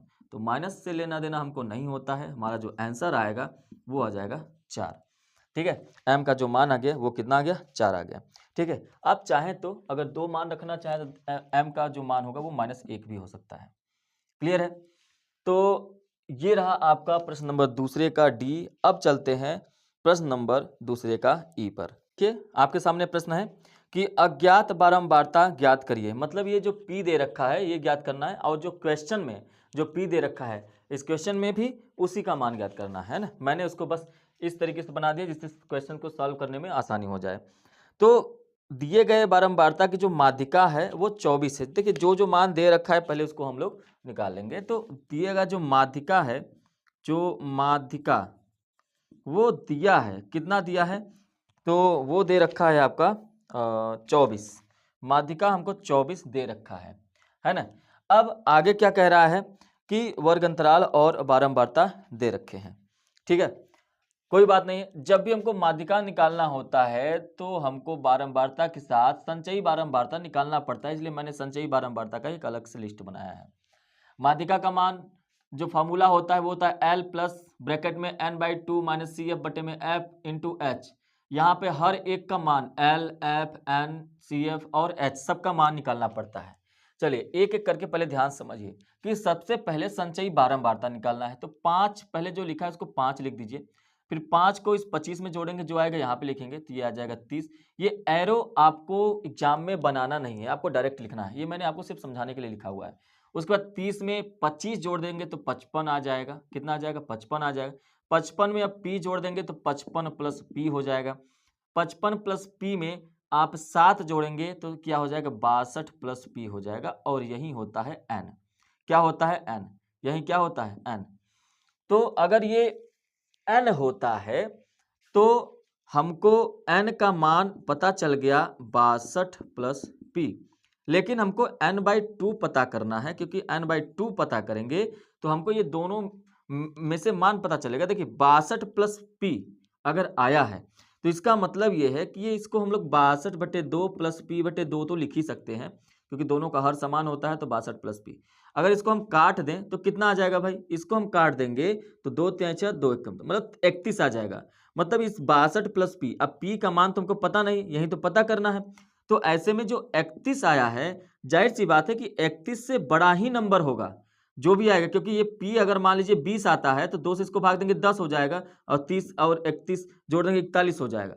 इसका मतलब ये है कि जो भी ये मान आए, जो भी p का मान आए, लेकिन ये 31 से बड़ा होगा, 31 से ज्यादा होगा, और यही हमको दिमाग लगा लेना है। अगर 31 से ज्यादा है तो ये जो संख्या आएगी किसके किसके बीच में आएगी, तो कहेंगे 30 और 55 के बीच में आएगा। 31 कहां पे आएगा, 31 से ज्यादा और 55 से कम आएगा, ये बात भी तय है। तो 30 और 55 के बीच में अगर वो संख्या आ रही है तो इसका मतलब ये होता है जो नीचे वाली संख्या है ये आपको बताएगा कि इसके सामने वाला ही f होता है, और इसके सामने वाला ही आपका वर्ग अंतराल होता है। और हाँ, इसके जो पहले होता है ये छोटी संख्या आपका क्या होता है, CF होता है। सभी के सभी मान निकल के आ गए। तो माध्यिका 24 हो गया, f का मान कितना आ गया, f का मान 25 आ गया, n का मान कितना आ गया है 62 प्लस p आ गया है, और क्या है CF का मान कितना आ गया है 30 आ गया है। और किसका मान ज्ञात करना है, और ज्ञात करना है आपका L का, तो L ये हो गया लोअर लिमिट, तो ये आपका क्या हो जाएगा L बराबर में 20। तो सभी के मान तो पता चल गया, H बचा हुआ है। H क्या होता है, दोनों का डिफरेंस। H क्या होता है, दोनों का डिफरेंस हो जाएगा, upper limit minus lower limit. तो H का मान कितना हो जाएगा, H का मान हो जाएगा 30 माइनस 20, मतलब H का मान आ गया 10।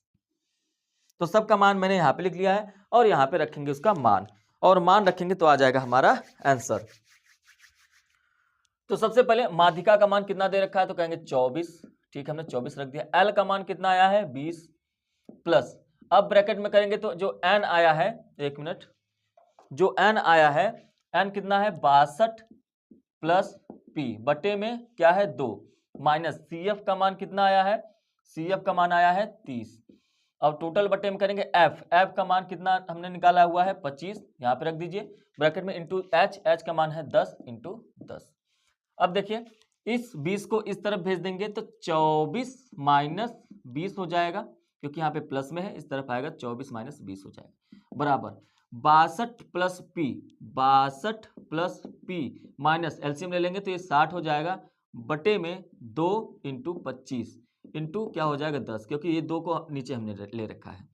अब देखिए इसको काट दीजिए, 5 दूनी 10 होता है, 5 पचे 25 होता है, 2 से ये 2 भी कट जाएगा, ठीक है। 62 में से 60 घटाएंगे 2 बचेगा, 24 में से 20 घटाएंगे 4 बचेगा, 62 में से 60 घटाएंगे 2 प्लस p बचेगा, बटे में 5 बचा, 5 को इस तरफ भेज दीजिए, 5 चौका 20 बराबर 2 प्लस p हो जाएगा, 2 को इधर भेज दीजिए, 20 माइनस 2 हो गया, कितना आ गया p, 18 आ गया p का मान। यही हमारा क्या हो जाएगा आंसर। क्लियर है, तो उम्मीद है कि प्रश्न आपको समझ में आ गया होगा कि एक थैले में 5 काली 7 लाल और 3 सफेद गेंदें हैं। ठीक है। एक गेंद यादृच्छिया निकाली जाए तो आप बताइए कि प्रायिकता ज्ञात करिए कि निकाली गई गेंद लाल होने की प्रायिकता क्या होगी, काली होने की प्रायिकता क्या होगी और काली नहीं होने की प्रायिकता क्या होगी। पहले इस प्रश्न को आप अच्छे से समझ लीजिए, एक बार समझ लेंगे तो प्रश्न को सॉल्व करने में परेशानी नहीं होगी। ठीक है, कैसे लिखा जाएगा वो मैं लिख के बताऊंगा, लेकिन पहले समझिए। मान लीजिए ये एक थैला हो गया, इस थैले में आप ऐसे समझिए कि जो है 5 काली गेंद है ना, और उसके बाद 7 लाल गेंद है, 7 लाल गेंद है और 3 सफेद गेंद है, 3 वाइट मतलब सफेद गेंद है। अगर आप इसमें से हाथ, तो टोटल कितने बॉल हो गए ये समझिए, टोटल कितने बॉल हो गए। तो आप कहेंगे टोटल जो है 7 5 12 3 15 बॉल। कितने बॉल हैं टोटल, कुल संख्या जो है 15। अगर आप हाथ डालते हैं इसमें तो लाल निकलने की प्रायिकता क्या होगी, तो लाल की संख्या कितनी है 7 है, तो लाल निकलने की प्रायिकता 7 और कुल संख्या कितनी है 15, मतलब उसकी प्रायिकता क्या हो जाएगी 7/15। अच्छा, ब्लैक मतलब काली निकलने की संभावना क्या हो जाएगी, तो काली की संभावना क्या है 5 और बटे में कुल कितने हैं 15, 5 या 15 1/3, मतलब 3 बार निकालेंगे तो एक बार काली निकलने की संभावना बन सकती है। बात समझ में आया।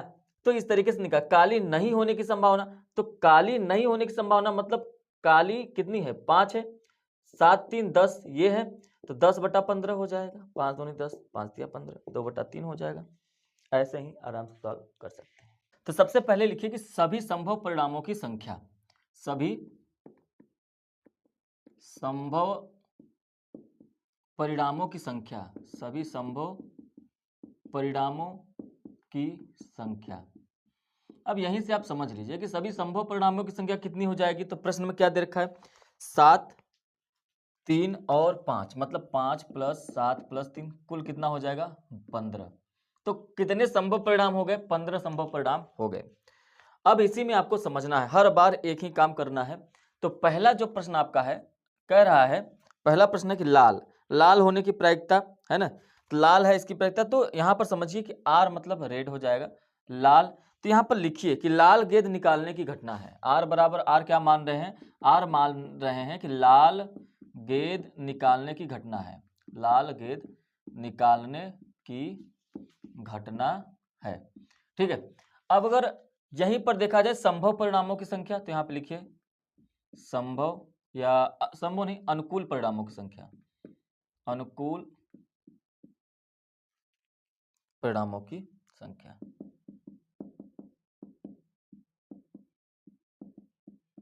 अनुकूल परिणामों की संख्या कितनी हो जाएगी, लाल गेंद कितनी है, तो आप कहेंगे लाल गेंद जो है वो 7 है, लाल गेंद 7 है।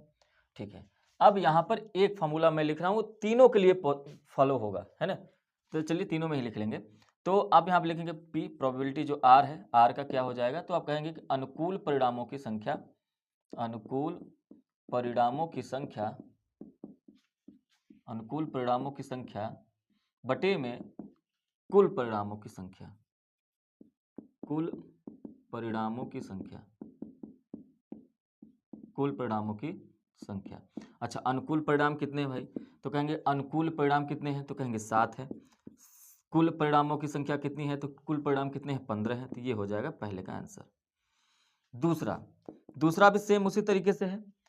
दूसरा क्या है कि कह रहा है कि काली है, तो काली है मतलब ब्लैक, बी बराबर क्या हो जाएगा, हम यहाँ पे लिख ले रहे हैं कि काली गेंद, काली गेंद निकालने की प्रायिकता, घटना, निकालने की घटना।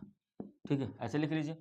तो क्या हो जाएगा, तो कहेंगे बी, पी, बी बराबर क्या हो जाएगा, अनुकूल परिणामों की संख्या, अनुकूल परिणामों की संख्या, अनुकूल काली गेंद कितनी है, तो आप कहेंगे काली गेंद जो है वो है आपका 5, बराबर है 5।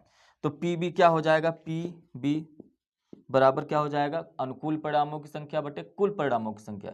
ये आप अपने से लिखेंगे, मैं बार बार नहीं लिख रहा हूं, आप समझ जाएंगे। पीबी बराबर लिखेंगे अनुकूल परिणामों की संख्या, तो अनुकूल परिणामों की संख्या कितनी है 5 और कुल परिणामों की संख्या कितनी है 15, तो ये 5/15 हो जाएगा। इसको काट देंगे, 5 या 15, 5 5 या 15, 5 एकम 5, तो ये हो जाएगा 1/3, ये दूसरे का आंसर हो जाएगा। अब बात करते हैं तीसरे की। तीसरा कह रहा है काली न होने की प्रायिकता, है ना। पहले आप लिखिए, ब्लैक की बात हो रही है तो ब्लैक जो है स्टॉप लगा दीजिए, यहाँ लिखेंगे काली गेंद नहीं निकालने की प्रायिकता, काली गेंद नहीं निकालने की प्रायिकता। ठीक है, अब इसको ऐसे लिखेंगे। फिर अब लिखेंगे कि अनुकूल परिणामों की संख्या, अनुकूल परिणामों की संख्या, अनुकूल परिणामों की संख्या कितनी हो जाएगी? तो आप कहेंगे कि देखिए यहाँ पर जो ब्लैक है वो आपका 7 है, 5 है, और काली गेंद 5 है। इसका मतलब 7 और 3 10 ऐसी गेंदें हैं जो आपके अलग हैं। ठीक है, तो ये हो जाएगा 10। तो फिर से वहीं जैसे यहाँ पे लिखेंगे P और B डैश लगा के बराबर लिखेंगे क्या? अनुकूल परिणामों की संख्या, तो अनुकूल परिणामों की संख्या क्या है? 10, और कुल परिणामों की संख्या 15। 5 दूना 10 होता है, 5 तिया 15 होता है, ये हो जाएगा 2/3। तो ये इसका आंसर हो जाएगा। तो अभी तक हम लोगों ने जितने क्वेश्चन सॉल्व किए सब में प्रश्न नंबर 1, 2 सॉल्व हो गया है खंड ब का। अब चलते हैं प्रश्न नंबर 3 पर। प्रश्न नंबर 3 में 2 प्रश्न दिए गए हैं, अथवा वाला प्रश्न और ये 3। तो दोनों में से आपको एग्जाम में कोई एक ही करना है, लेकिन मैं आपको दोनों बताऊंगा। ठीक है, पहले हम लोग इस प्रश्न को देखते हैं जो आपके स्क्रीन पे है। यदि किसी समांतर श्रेणी के प्रथम 7 पदों का जो योगफल है वो 49 है। प्रथम 7 पदों का योगफल जो है वो 49 है। प्रथम 7 पदों का जो योगफल है वो आपका 49 दे रखा है, और कह रहा है कि प्रथम 17 पदों का जो योगफल है, प्रथम 17 पदों का जो योगफल है वो आपका 289 है। ये आपको प्रश्न में दे रखा है। फिर आगे कह रहा है कि तो इसमें n पदों का योगफल आपको निकालना है, तो n पदों का एक योगफल आपको निकालना है। तो आपको पहले यही पता होना चाहिए कि n पदों का योगफल होता है n/2 और ब्रैकेट में 2a plus n-1 into D होना चाहिए। ठीक है, अच्छी बात है, यहाँ पर हमने लिख दिया। तो वो जो है वास्तव में वो फॉर्मूला है जो यहाँ पर हम लोग यूज करेंगे। ये S7 है, मतलब SN, n के जगह पे हमको क्या लिखना पड़ेगा? 7। तो S7 बराबर क्या हो जाएगा? तो कहेंगे कि 7/2 ब्रैकेट में 2a प्लस 7-1 इंटू डी हो जाएगा। ठीक है, हालांकि a का मान तो पता नहीं है, इसलिए अभी a का मान यहाँ पे छोड़ देंगे। तो S7 का मान तो पता है 49 है, यहाँ पे 49 रख दीजिए बराबर में। अब देखिए 7/2 जो था उसको इस तरफ भेज देंगे तो ये गुणे में 2/7 हो जाएगा, बराबर में बचा क्या? 2a प्लस 7 में से 1 घटाएंगे 6d बचेगा। 7 से इसको काट दीजिए, 7 से 49 हो जाएगा, तो बचा क्या? 7 दूना 14 बराबर में 2a प्लस 6d। देखिए दोनों तरफ 2 से भाग दे दीजिए, या तो यहाँ पर आप समझिए ऐसे कि 2 कॉमन ले लीजिए तो बचेगा a प्लस 3d, है ना? इसको काट दीजिए, बचेगा 7। तो a प्लस 3d बराबर हो गया 7, समीकरण नंबर 1। इस पे उसी तरीके से काम करेंगे कि यस 17 बराबर हो जाएगा 17/2 मतलब n/2 प्लस ब्रैकेट में 2a plus n-1 into D. ये हो जाएगा क्योंकि d का मान और a का मान तो पता नहीं है तो उसको तो लिखना नहीं है, लेकिन S17 का मान तो पता है क्या? 289, और गुणे 17/2 इस तरफ भेज देंगे तो 2 बटा क्या हो जाएगा? 17 बराबर में 2a प्लस 16d हो जाएगा। 17 से इसको काट देंगे, 17 में 289 होता है, 17 दूना 34 हो जाएगा, बराबर में यहाँ पे 2 कॉमन ले लीजिए और ये हो जाएगा a प्लस 8d, है ना? 2 से इसको भी काट देंगे, 17 हो जाएगा, तो 17 बराबर हो जाएगा a प्लस 8d। तो यहाँ पर आप समझिए कि ये जो आया ये समीकरण नंबर 2। अब यहीं पर आप क्या करेंगे कि समीकरण नंबर 1 और 2 को हल करने पर, 1 और 2 को हल करने पर, हल करने का मतलब कि आप इसको घटा दीजिए। ठीक है, घटा ही देते हैं। तो घटाएंगे तो a प्लस 3d बराबर 7 और वहां से a प्लस 8d बराबर में 17। जब घटाएंगे सबका चिन्ह बदल जाएगा, a से a कट जाएगा, घट जाएगा 0। 8 में से 3 घटाएंगे 5d आएगा, वो भी माइनस में। 17 में से 7 घटाएंगे माइनस में 10 आएगा, माइनस से माइनस कट जाएगा, 5 इसको कटेंगे 2, तो d का जो मान आ गया वो क्या आ गया? 2 आ गया। इस d का मान किसी एक समीकरण में रखिए कि यहाँ पे लिखिए d का मान समीकरण 1 में रखने पर, 1 में रखने पर, तो एक क्या है? a प्लस 3d बराबर में 7, a प्लस 3 गुणे d का मान कितना आया है? तो आप कहेंगे d का मान 2 आया है, ये हो जाएगा 7। a प्लस 6 बराबर में 7, a बराबर 7 माइनस 6 बराबर में 1, a का मान कितना आ गया? 1। तो a का भी मान आ गया, d का भी मान आ गया, लेकिन आपको निकालना क्या था? n पदों का योग, जो कि ये है, यहाँ पर n पदों का योग दिया है। ठीक है, तो n का मान दिया नहीं है तो n/2 ब्रैकेट में 2 गुणे a का मान क्या है? 1 है, 1 रख दीजिए, प्लस n-1 इंटू डी का मान कितना आया है 2, यहाँ पे 2 रख दीजिए, बराबर n/2 ब्रैकेट में 2 का गुणा 1 2 हो जाएगा, प्लस 2n माइनस 2 ब्रैकेट बंद हो जाएगा, ब्रैकेट बंद कर लीजिए, 2 से 2 घट जाएगा, 0 हो जाएगा, इसलिए मैंने कहा कट गया, n/2 और ब्रैकेट में क्या बचा 2n। देखिए 2 से 2 कट जाएगा, n गुणे n बचा, मतलब n स्क्वायर, तो Sn का जो मान आ गया वो n स्क्वायर आ गया, यही आपका क्या हो जाएगा आंसर हो जाएगा। प्रश्न नंबर 3 का जो अथवा वाला प्रश्न है, स्क्रीन पे देखिए आपके प्रश्न है, तो यहाँ पे प्रश्न में क्या कहा जा रहा है, जैसे जैसे प्रश्न कह रहा है वैसे ही आपको फॉलो कर लेना है। प्रश्न कह रहा है कि एक समकोण त्रिभुज की ऊंचाई उसके आधार से 7 सेंटीमीटर कम है। तो पहले तो आप समकोण त्रिभुज बना लीजिए, एक समकोण त्रिभुज ऐसे बना लीजिए, ये देखिए मैंने एक समकोण त्रिभुज बना लिया, ठीक है। तो यहाँ पर समकोण त्रिभुज की जो ऊंचाई है उसके आधार से हम आधार को मान लेते हैं x, कह रहा है त्रिभुज की जो ऊंचाई है उसके आधार से 7 कम है -7, ये उसकी हो गई ऊंचाई, ठीक। ये बात आपको समझ में आ गई होगी। फिर आगे कह रहा है कि यदि कर्ण 13 सेंटीमीटर हो, मतलब यहां से यहां तक ये जो है वो 13 सेंटीमीटर है, इसका नामकरण कर ही लेते हैं A, B और C। ये 13 सेंटीमीटर दे रखा है कर्ण, तो अन्य दो भुजाएं, मतलब आपको ये x और x-7 का मान निकालना है, कुल मिला के x का मान निकालेंगे तो ये भी निकल आएगा। तो कहा जाता है कि AC का स्क्वायर मतलब कर्ण का स्क्वायर बराबर होता है BC का स्क्वायर, आधार का स्क्वायर प्लस लंब का स्क्वायर AB का स्क्वायर। तो AC का स्क्वायर 13 का स्क्वायर दे रखा है, बराबर BC का मान x स्क्वायर हो जाएगा, प्लस AB का मान क्या हो जाएगा x-7 का होल स्क्वायर हो जाएगा, ठीक है। ये 13 का स्क्वायर होता है 169, और ये X square plus A minus B का होल स्क्वायर ओपन करिए, A square plus B square minus 2ab हो जाएगा। अब देखिए ये एक्स स्क्वायर जोड़ देंगे 2x स्क्वायर हो जाएगा, तो सभी मान को 169 को भी उस तरफ भेज लेते हैं, तो ये हो जाएगा 2x स्क्वायर है ना, माइनस 14x प्लस 49, इसको भी इस तरफ भेजते हैं -169, बराबर में कुछ नहीं बचा इस तरफ तो 0।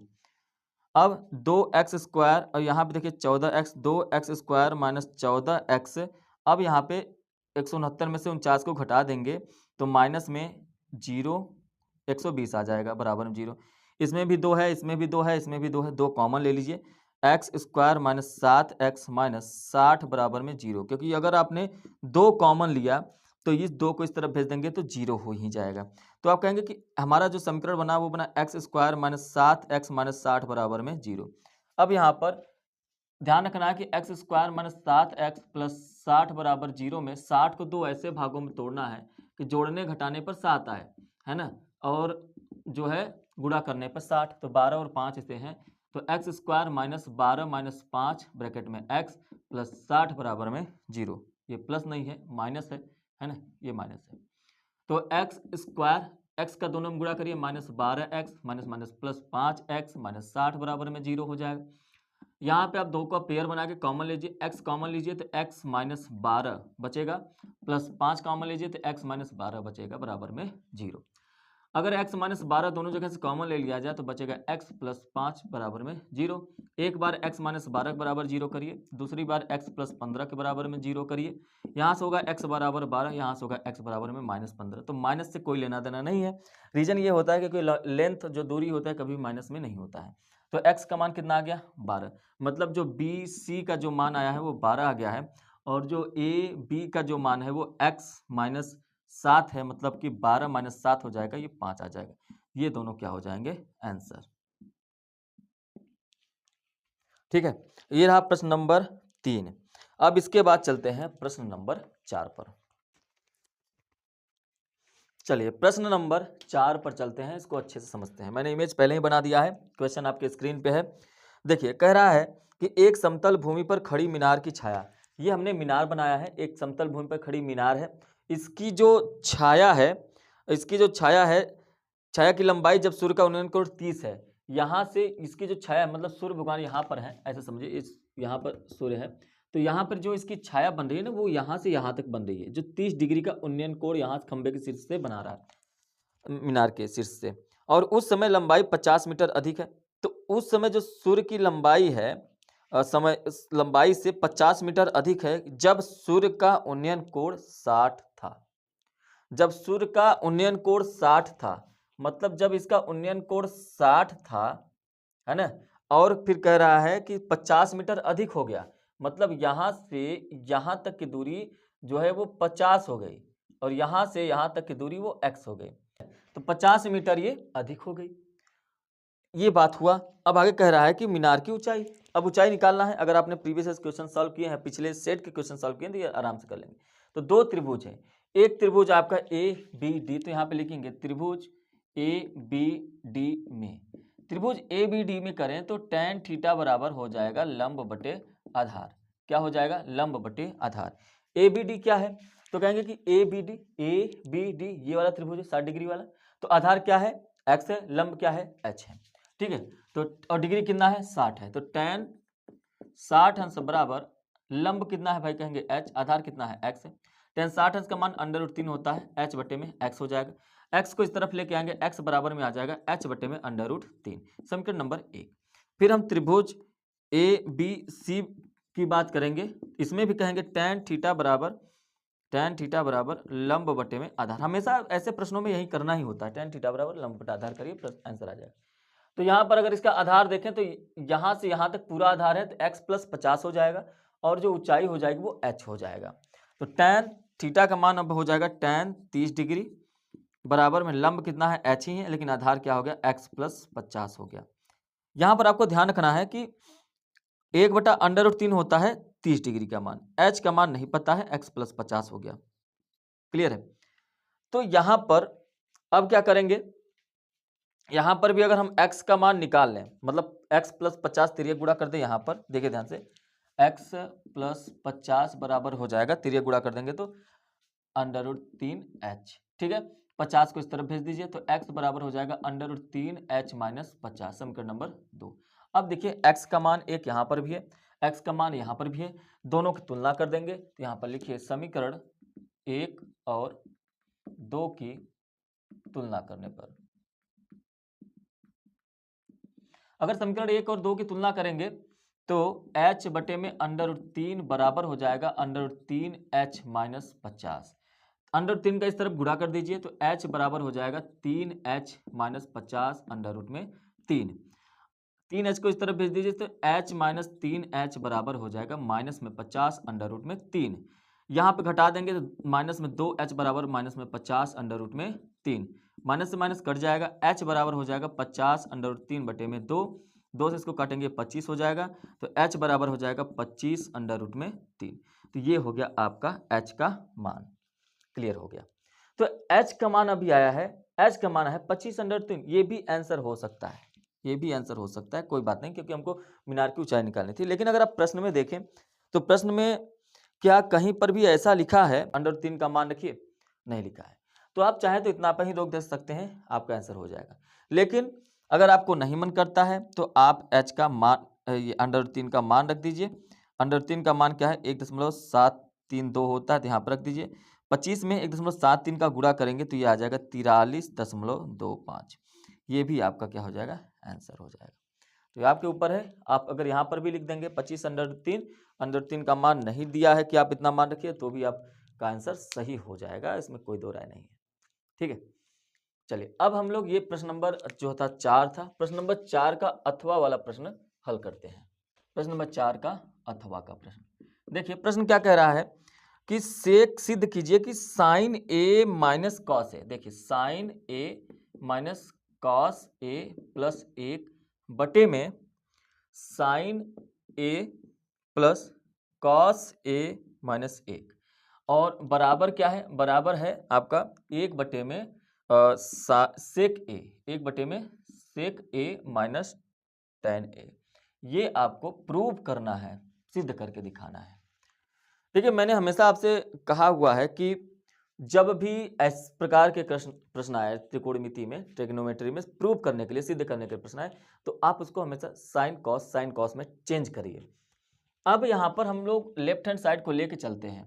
हम क्या करते हैं कि इसको प्रूव कर देते हैं इसमें। तो पहले लेफ्ट हैंड साइड को लेके चलेंगे, लेफ्ट हैंड साइड को लेके चलेंगे तो करते हैं कि ऊपर और नीचे, है ना, अंश और हर में, अंश और हर में कॉस ए से भाग देने पर, कॉस ए से भाग देने पर, तो यहाँ पर हो जाएगा साइन ए बटे में cos A minus cos A बटे में कॉस ए प्लस 1 बटे में कॉस ए, तो हमने अंश में भाग दे दिया कॉस ए से।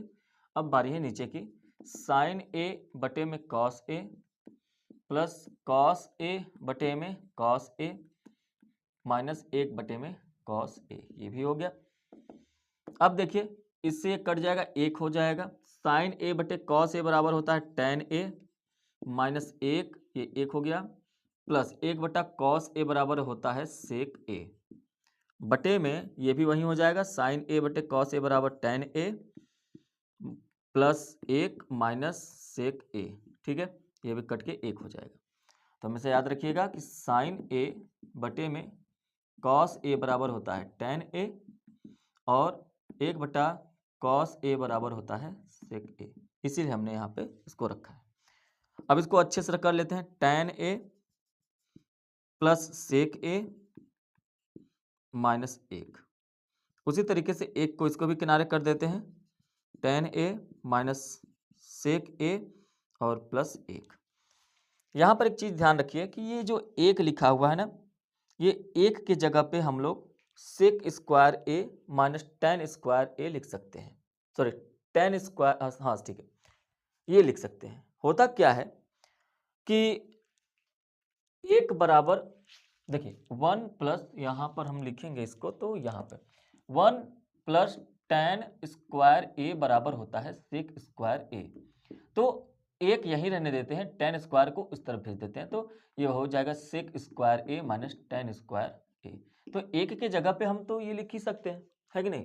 तो यहाँ पर हम ऊपर कुछ भी टच नहीं करना है, नीचे टच करना है ना, नीचे इस 1 के जगह पे ये लिखना है। तो पहले ऊपर क्या लिखा है, ऊपर लिखा है टेन ए प्लस सेक ए माइनस 1 बटे में टेन ए माइनस सेक ए। अब प्लस 1 की जगह पर ये जो 1 लिखा है, इसके जगह पे हमको लिखना पड़ेगा सेक स्क्वायर ए माइनस टेन स्क्वायर ए। ठीक है, ये हमको आपको समझ में आ गया होगा। तो अब यहाँ पे देखिए, ये अगर इसको ब्रैकेट में कर लिया जाए, ब्रैकेट में कर लिया जाए तो ये ए स्क्वायर माइनस बी स्क्वायर तो बन ही गया। तो ऊपर जो है उसको लिखिए टेन ए प्लस सेक ए माइनस 1 बटे में टेन ए माइनस सेक ए, ब्रैकेट में प्लस लिखा और प्लस लिखिए ए माइनस बी, ए प्लस बी, यही फॉर्मूला होता है क्योंकि ए स्क्वायर माइनस बी स्क्वायर बराबर एक ब्रैकेट में ए प्लस बी ए माइनस बी। तो आप लिख लीजिए सेक ए प्लस टेन ए पहले ब्रैकेट में और सेक ए माइनस टेन ए। अभी भी अगर आपको समझ में नहीं आया तो एक चीज देखिए कि टेन ए माइनस सेक है ना, तो यहाँ पर देखिए सेक ए माइनस टेन है, मतलब अब आप कॉमन नहीं ले सकते हैं। कॉमन लेने के लिए पहले इसको सेक ए माइनस टेन में बदलना पड़ेगा, तभी तो आप कॉमन ले सकते हैं। इसलिए आप लोग यहाँ पे क्या करेंगे, माइनस 1, माइनस जो है कॉमन लेंगे, सिर्फ माइनस। तो टेन ए प्लस सेक ए माइनस 1 और बटे में यहाँ पर हम माइनस कॉमन ले लेते हैं, माइनस कॉमन लेंगे तो ये हो जाएगा सेक ए माइनस टेन ए प्लस, बाकी यहाँ पर जैसे लिखा हुआ है सेक ए प्लस टेन ए और दूसरे ब्रैकेट में सेक ए माइनस टेन ए। अब देखिए यहाँ से सेक ए माइनस टेन ए, सेक ए माइनस टेन ए कॉमन ले लेंगे, तो लिखेंगे यहाँ पे टेन ए प्लस सेक ए माइनस 1 बटे में कॉमन हमने ले लिया, क्या लिया, सेक ए माइनस टेन ए, है ना, ब्रैकेट में। अब यहाँ पर देखिए बचा क्या, ध्यान से देखिए, बचा हमारे पास यहाँ पर माइनस 1, फिर ये प्लस, फिर ये बचा सेक ए प्लस टेन ए बच गया। ठीक है, अब यहाँ पर एक चीज देखेंगे, अगर हम इसको कॉमन ब्रैकेट में कर दें तो टेन ए प्लस में टेन ए प्लस में सेक ए प्लस में सेक ए प्लस में माइनस 1 है माइनस 1, मतलब इससे ये पूरा कट जाएगा। कट जाएगा तो बचेगा क्या, बचेगा ऊपर 1 और नीचे बचेगा सेक ए माइनस टेन ए। क्या आप ध्यान से देख रहे हैं, यही तो आपको प्रूव करना था, यही क्या करना था, प्रूव करना था। तो आप लिखेंगे इति सिद्धम प्रूव्ड। ठीक है, चलिए अब चलते हैं प्रश्न नंबर 5 पर। कह रहा है कि एक खिलौना शंकु के ऊपर अर्धगोले के रूप में है, जैसे कह रहा है वैसे हमको बनाना है। कह रहा है एक खिलौना है जो कि एक शंकु है। शंकु हम लोग कैसे बना सकते हैं, देखिए ऐसे बनाएंगे, क्योंकि शंकु के ऊपर है ना, तो एक शंकु हमने ये देखिए बना दिया, ये हमारा बन गया एक शंकु। कह रहा है इस शंकु के ऊपर जो है ना, एक शंकु के ऊपर एक अर्धगोले के रूप में है जिसकी त्रिज्या 3.5। अगर इसके ऊपर है तो जाहिर सी बात है इस तरीके से होगी, इस तरीके से। और अगर इसके ऊपर है तो ये भी आपको समझना पड़ेगा, इसकी जो त्रिज्या होगी, इस अर्धगोले की जो त्रिज्या होगी यहाँ से यहाँ तक, यही त्रिज्या इसकी भी होगी। जो ये शंकु है इसकी भी त्रिज्या यही होगी। तो त्रिज्या दोनों की कितनी है? 3.5 सेंटीमीटर। ठीक है, आगे बढ़ते हैं। यदि खिलौने की कुल ऊंचाई 15.5 है, मतलब यहां से लेके टोटल यहां तक की जो ऊंचाई है वो 15.5 सेंटीमीटर है। ठीक है, 15.5 सेंटीमीटर है। जबकि अच्छा, तो इसका संपूर्ण पृष्ठीय क्षेत्रफल और कुल आयतन, पहले पृष्ठीय क्षेत्रफल और आयतन में डिफरेंस समझिए। पृष्ठीय क्षेत्रफल मतलब अगर आप इसको पेंट करना स्टार्ट करें, आप देख रहे हैं ये आइसक्रीम के जैसा दिख रहा है, अगर इसको पेंट करना स्टार्ट करें तो कहां कहां पेंट करेंगे? अब ये देखिए बंद है तो ऊपर ऊपर आइसक्रीम का अंदाजा लगाइए। अगर इसको पेंट करना स्टार्ट करेंगे तो ऊपर ऊपर पेंट करेंगे, ऊपर ऊपर पेंट करेंगे। मतलब इसका जो पृष्ठ होगा शंकु का वो प्लस एक इसका जो पृष्ठ होगा वो। ठीक है, और आयतन का मतलब ये कि इसके अंदर कितना पानी भर दें। ये जो इमेज दिखाई दे रहा है इसमें जितना भी पानी भर देंगे वो आयतन हो जाएगा। मतलब जो शंकु का आयतन है वो और इसका जो आयतन है अर्धगोले का आयतन वो। आयतन का मतलब होता है इसमें कितना जगह है अंदर। क्लियर है? ये बात आपको समझ में आ गई होगी। अब यहां पर एक बात समझिए, अगर ये अर्धगोला है तो ये भी यहां से यहां तक भी तो ये भी तो 3.5 होगा, क्योंकि ये भी तो त्रिज्या है। अगर ये भी त्रिज्या है तो आप दिमाग से बताइए कि यहां तक की जो ऊंचाई हो जाएगी, यहां से यहां तक ये भी 3.5 हो जाएगी। तो यहां से यहां तक की जो टोटल ऊंचाई हो जाएगी वो कितनी हो जाएगी? तो आप कहेंगे कि ये हो जाएगी 15.5 में से 3.5 घटा देंगे तो 12। ठीक है, यही चीज आपको समझना पड़ेगा। तो एक चीज और समझिए, ये जो ऊंचाई यहां से यहां तक है ये आपका ये निकल के आएगा, लेकिन तिर्यक ऊंचाई अभी आपको नहीं पता है। इसी के विषय में हम लोग यहाँ पे पढ़ेंगे, क्योंकि एल आपको निकालना ही पड़ेगा। ये जो एल है, ये जो मैंने अभी लाइन बनाया ये एल है, एल नहीं पता है और ये यहाँ पे 90 डिग्री का कोण बनेगा, तो ये कर्ण बनेगा, ये आधार बनेगा और ये लंब बनेगा। आइए उस प्रश्न को अच्छे से सॉल्व करके समझने की कोशिश करते हैं। सबसे पहले आप ये समझिए कि आपको दिया क्या क्या है। प्रश्न नंबर 5, प्रश्न नंबर 5 में सबसे पहले दिया क्या है? दिया है त्रिज्या, मतलब r बराबर 3.5 सेंटीमीटर। शंकु की ऊंचाई कितनी दे रखी है? शंकु की ऊंचाई अगर हमको निकालना होगा तो 15.5 में से घटा देंगे 3.5 और ये आ जाएगा 12। कितना आ जाएगा? 12 सेंटीमीटर। बात समझ में आ गई होगी। ये जो ऊंचाई है, ये ऊंचाई जो मैं अभी रेज कर रहा हूं, ये जो ऊंचाई है शंकु की ऊंचाई, ये शंकु की जो ऊंचाई है ये 12 आ जाएगी, क्योंकि टोटल 15.5 है। यहां से यहां तक जो इसकी ऊंचाई है, जो इसकी त्रिज्या है अर्धगोले की, वो 3.5 है। तो इतना घटा दिया तो यहां से यहां तक की ऊंचाई पता चल गया, ये पता चल गया। और क्या दिया है प्रश्न में? और जो है 15.5 कुल ऊंचाई दिया दे रखा था। ठीक है, अब यहाँ पे एक बात समझिए कि ये h का भी मान हमको पता चल गया। l का मान क्या होता है? कहेंगे l स्क्वायर बराबर होता है आधार का स्क्वायर, मतलब 3.5 का स्क्वायर और प्लस h का स्क्वायर। तो l का स्क्वायर बराबर हो जाएगा 3.5 का स्क्वायर, है ना। आप इसको पहले ऐसे कर सकते हैं 35/10 का स्क्वायर प्लस ये h का मान कितना है? 12 का स्क्वायर। 5 सत्ते 35, 5 दूनी 10 कट जाएगा, ये हो जाएगा 49/4 प्लस ये हो जाएगा 144। ये अभी भी एल स्क्वायर के बराबर है। तो एल स्क्वायर बराबर, यहाँ पे एलसीएम हम लोग 4 ले लेंगे तो 49 प्लस 4 में 144 का गुणा करेंगे तो आ जाएगा 576। कितना आ जाएगा? 576। एल स्क्वायर बराबर 576 में 49 जोड़ देंगे तो ये आ जाएगा 625/4। ठीक है, एल स्क्वायर, ये जो स्क्वायर है इसको उस तरफ भेज दीजिए तो एल बराबर में हो जाएगा अंडर रूट में 625/4। 625 जो होता है वो 25 का स्क्वायर होता है, 4 जो होता है 2 का स्क्वायर होता है। इसको आप काट देंगे तो आ जाएगा 12.5। तो कहेंगे जो एल का मान आ गया वो 12.5 सेंटीमीटर आ गया। सभी का मान हमको निकल के सामने दे रखा है, सब मान हमको दे रखा है। अब देखिए हमको करना है खिलौने का संपूर्ण पृष्ठ। तो खिलौने का संपूर्ण पृष्ठ क्या होगा? एक मिनट का, खिलौने का संपूर्ण पृष्ठ, तो ये जो अर्धगोला है इसका वक्र पृष्ठ, यहां पर मैं लिख रहा हूं, ध्यान से समझिए। खिलौने का संपूर्ण पृष्ठ बराबर अर्धगोले का अर्धगोले का वक्र पृष्ठ प्लस शंकु का वक्र पृष्ठ। अब वक्र पृष्ठ क्यों, संपूर्ण पृष्ठ क्यों नहीं, क्योंकि ये तो बंद हो गया ना। देखिए ऐसे समझिए कि अगर ये शंकु होता, अगर मैं ऐसे में बात करता तो इस पे भी आप, अगर मैं कहता इस पे पेंट कर दीजिए, तो पेंट आप इस पे भी करते, इस पे भी करते, और ये जो ऊपर ये जो है अगर ये भरा हुआ होता, ठोस होता, तो इस पे भी पेंट करते तो संपूर्ण पृष्ठ हो जाता। लेकिन वक्र पृष्ठ का मतलब ये और ये। क्लियर है, क्योंकि यहाँ पर ये बंद है। अब समझ में आ गया कि वक्र पृष्ठ प्लस वक्र पृष्ठ, इसका भी वक्र पृष्ठ अर्धगोले का और इसका भी वक्र पृष्ठ, दोनों हम जोड़ देंगे तो ये इस खिलौना, ये जो खिलौना आपको दिखाई दे रहा है, इसका संपूर्ण पृष्ठ हो जाएगा। बात समझ में आया होगा। तो ये हो जाएगा 2 पाई आर स्क्वायर और शंकु का वक्र पृष्ठ होता है पाई आर। देखिए पाई और आर कॉमन ले लेंगे तो बचेगा क्या, तो अंदर बचेगा 2r प्लस यहाँ पे क्या बचेगा l। ठीक है, अब देखिए यहाँ पर पाई का मान 22/7 गुणे ये r का मान 3.5 है, तो इसको हम लोग 35/10 लिख सकते हैं, क्योंकि दशमलव को हमने 0 में बदल दिया। और ब्रैकेट बंद करेंगे तो 2 गुणे ये भी 35/10 कर लेंगे, r का मान तो 3.5 ही है, प्लस l का मान कितना है 12.5।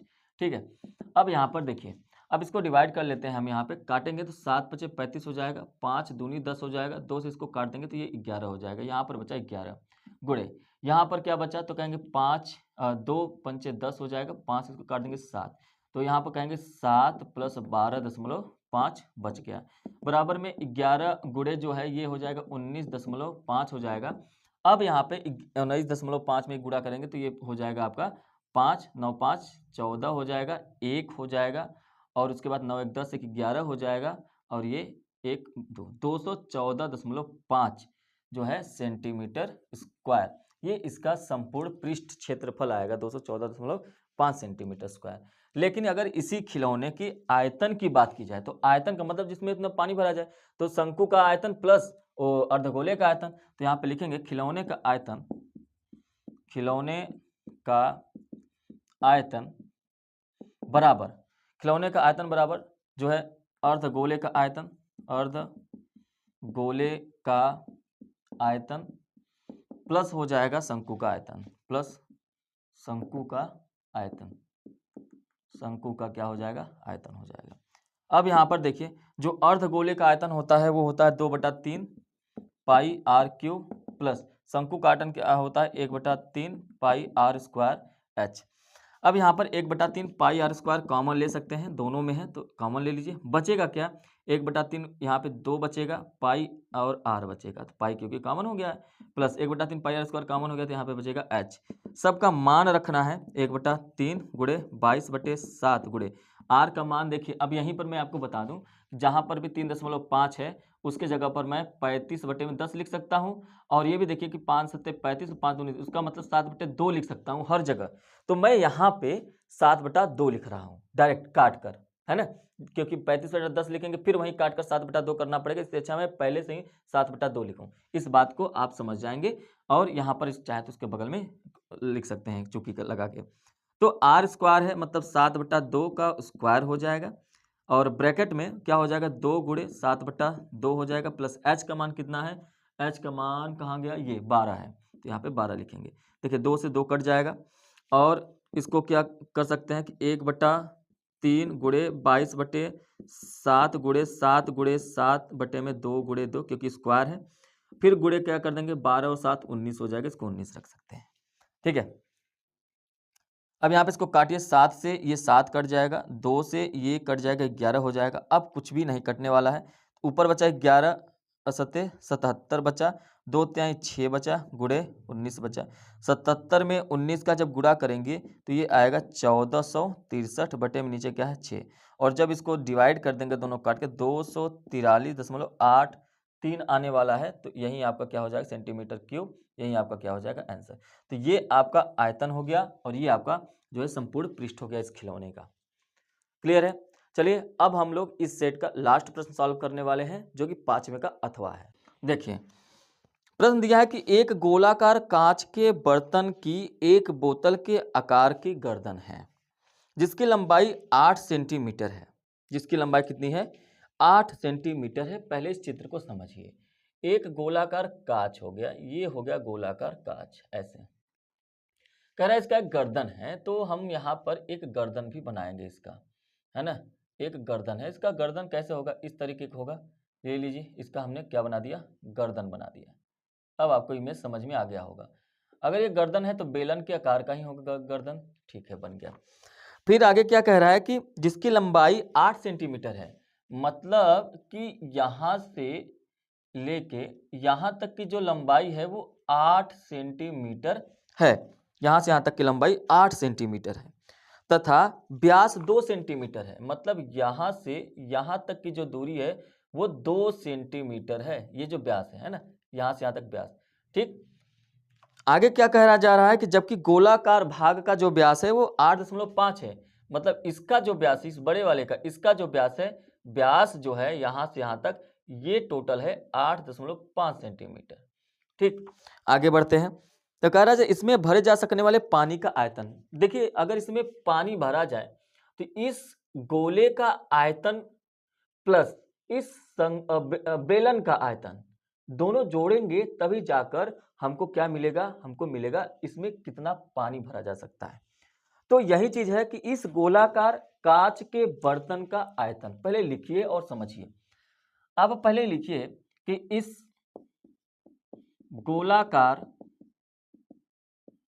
कांच के बर्तन का आयतन बराबर क्या होगा, तो आप कहेंगे गोले का आयतन प्लस बेलन का आयतन। क्या लिखेंगे, गोले का आयतन प्लस बेलन का आयतन, बेलन का आयतन।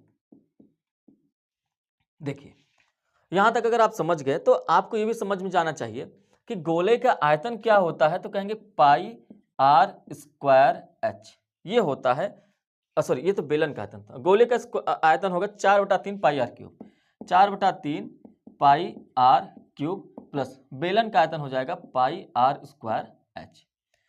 तो हमको ये आर का मान, ये आर का मान, ये एच का मान तो पता होना चाहिए। तो एक बार चलते हैं बेलन में, फिर एक बार चलते हैं इस गोले में और देखते हैं हमको क्या क्या मिलता है। तो क्या क्या मिलता है, पहले हम लोग देखेंगे बेलन में। बेलन में तो अगर बेलन की त्रिज्या की बात करें तो व्यास 2 है, तो 2 का आधा कर देंगे तो हमको मिल जाएगा 1। तो ये जो 1 सेंटीमीटर है, समझ जाएंगे कि ये बेलन की त्रिज्या है। तो इसको हम R1 मान लेते हैं, क्योंकि हमको दो जगह R की जरूरत है और दोनों की त्रिज्याएं अलग अलग है। इसकी त्रिज्या अलग है, इसकी त्रिज्या अलग है। तो इस बेलन की जो ऊंचाई है, जो H है, वो कितना है, 8 सेंटीमीटर है। अब चलते हैं गोले में। तो अगर गोले की बात करें तो गोले की जो त्रिज्या है R2 मान लेते हैं, ये हो जाएगा 8.5 का आधा। जिस तरीके से यहां पर 2 का आधा हुआ था, उसी तरीके से यहां पर 8.5 का आधा होगा, तो ये त्रिज्या हो जाएगी बस। और तो गोले में कुछ निकालना नहीं जाता, क्योंकि इसमें से त्रिज्या बस है। तो इसका मतलब ये R2 है और ये R1 है, ये बात समझिएगा, क्योंकि दोनों त्रिज्याएं अलग अलग हैं। अब यहाँ पर हम लोग रखेंगे मान, वैल्यू। तो अगर हम लोग इसको थोड़ा सा इधर करके रखते हैं, अगर यहाँ पे वैल्यू रखते हैं तो 4/3 गुणे पाई का मान अगर आप रखें तो ठीक है, नहीं तो पाई दोनों में है, पहले कॉमन ले लीजिए। तो हम ठीक है, पहले पाई को कॉमन ही ले लेते हैं, जिससे प्रश्न को सॉल्व करने में आसानी हो जाए।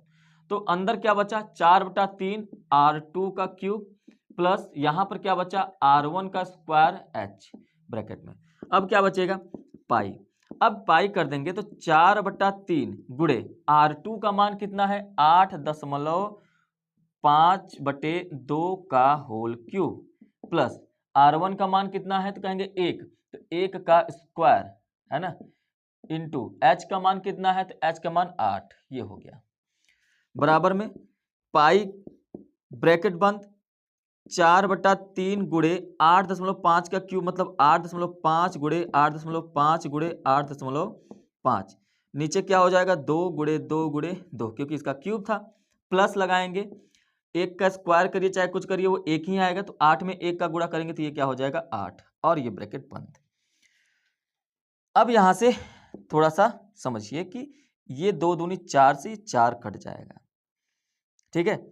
तो अगर ये कट गया तो पाई ब्रैकेट में 8.5 का क्यूब करेंगे तो ये हो जाएगा 614.125, क्योंकि 3 स्थान पे दशमलव है, बटे में ये 3 और ये 2, 3 गुणे 2 प्लस 8, ठीक है, ये बचा।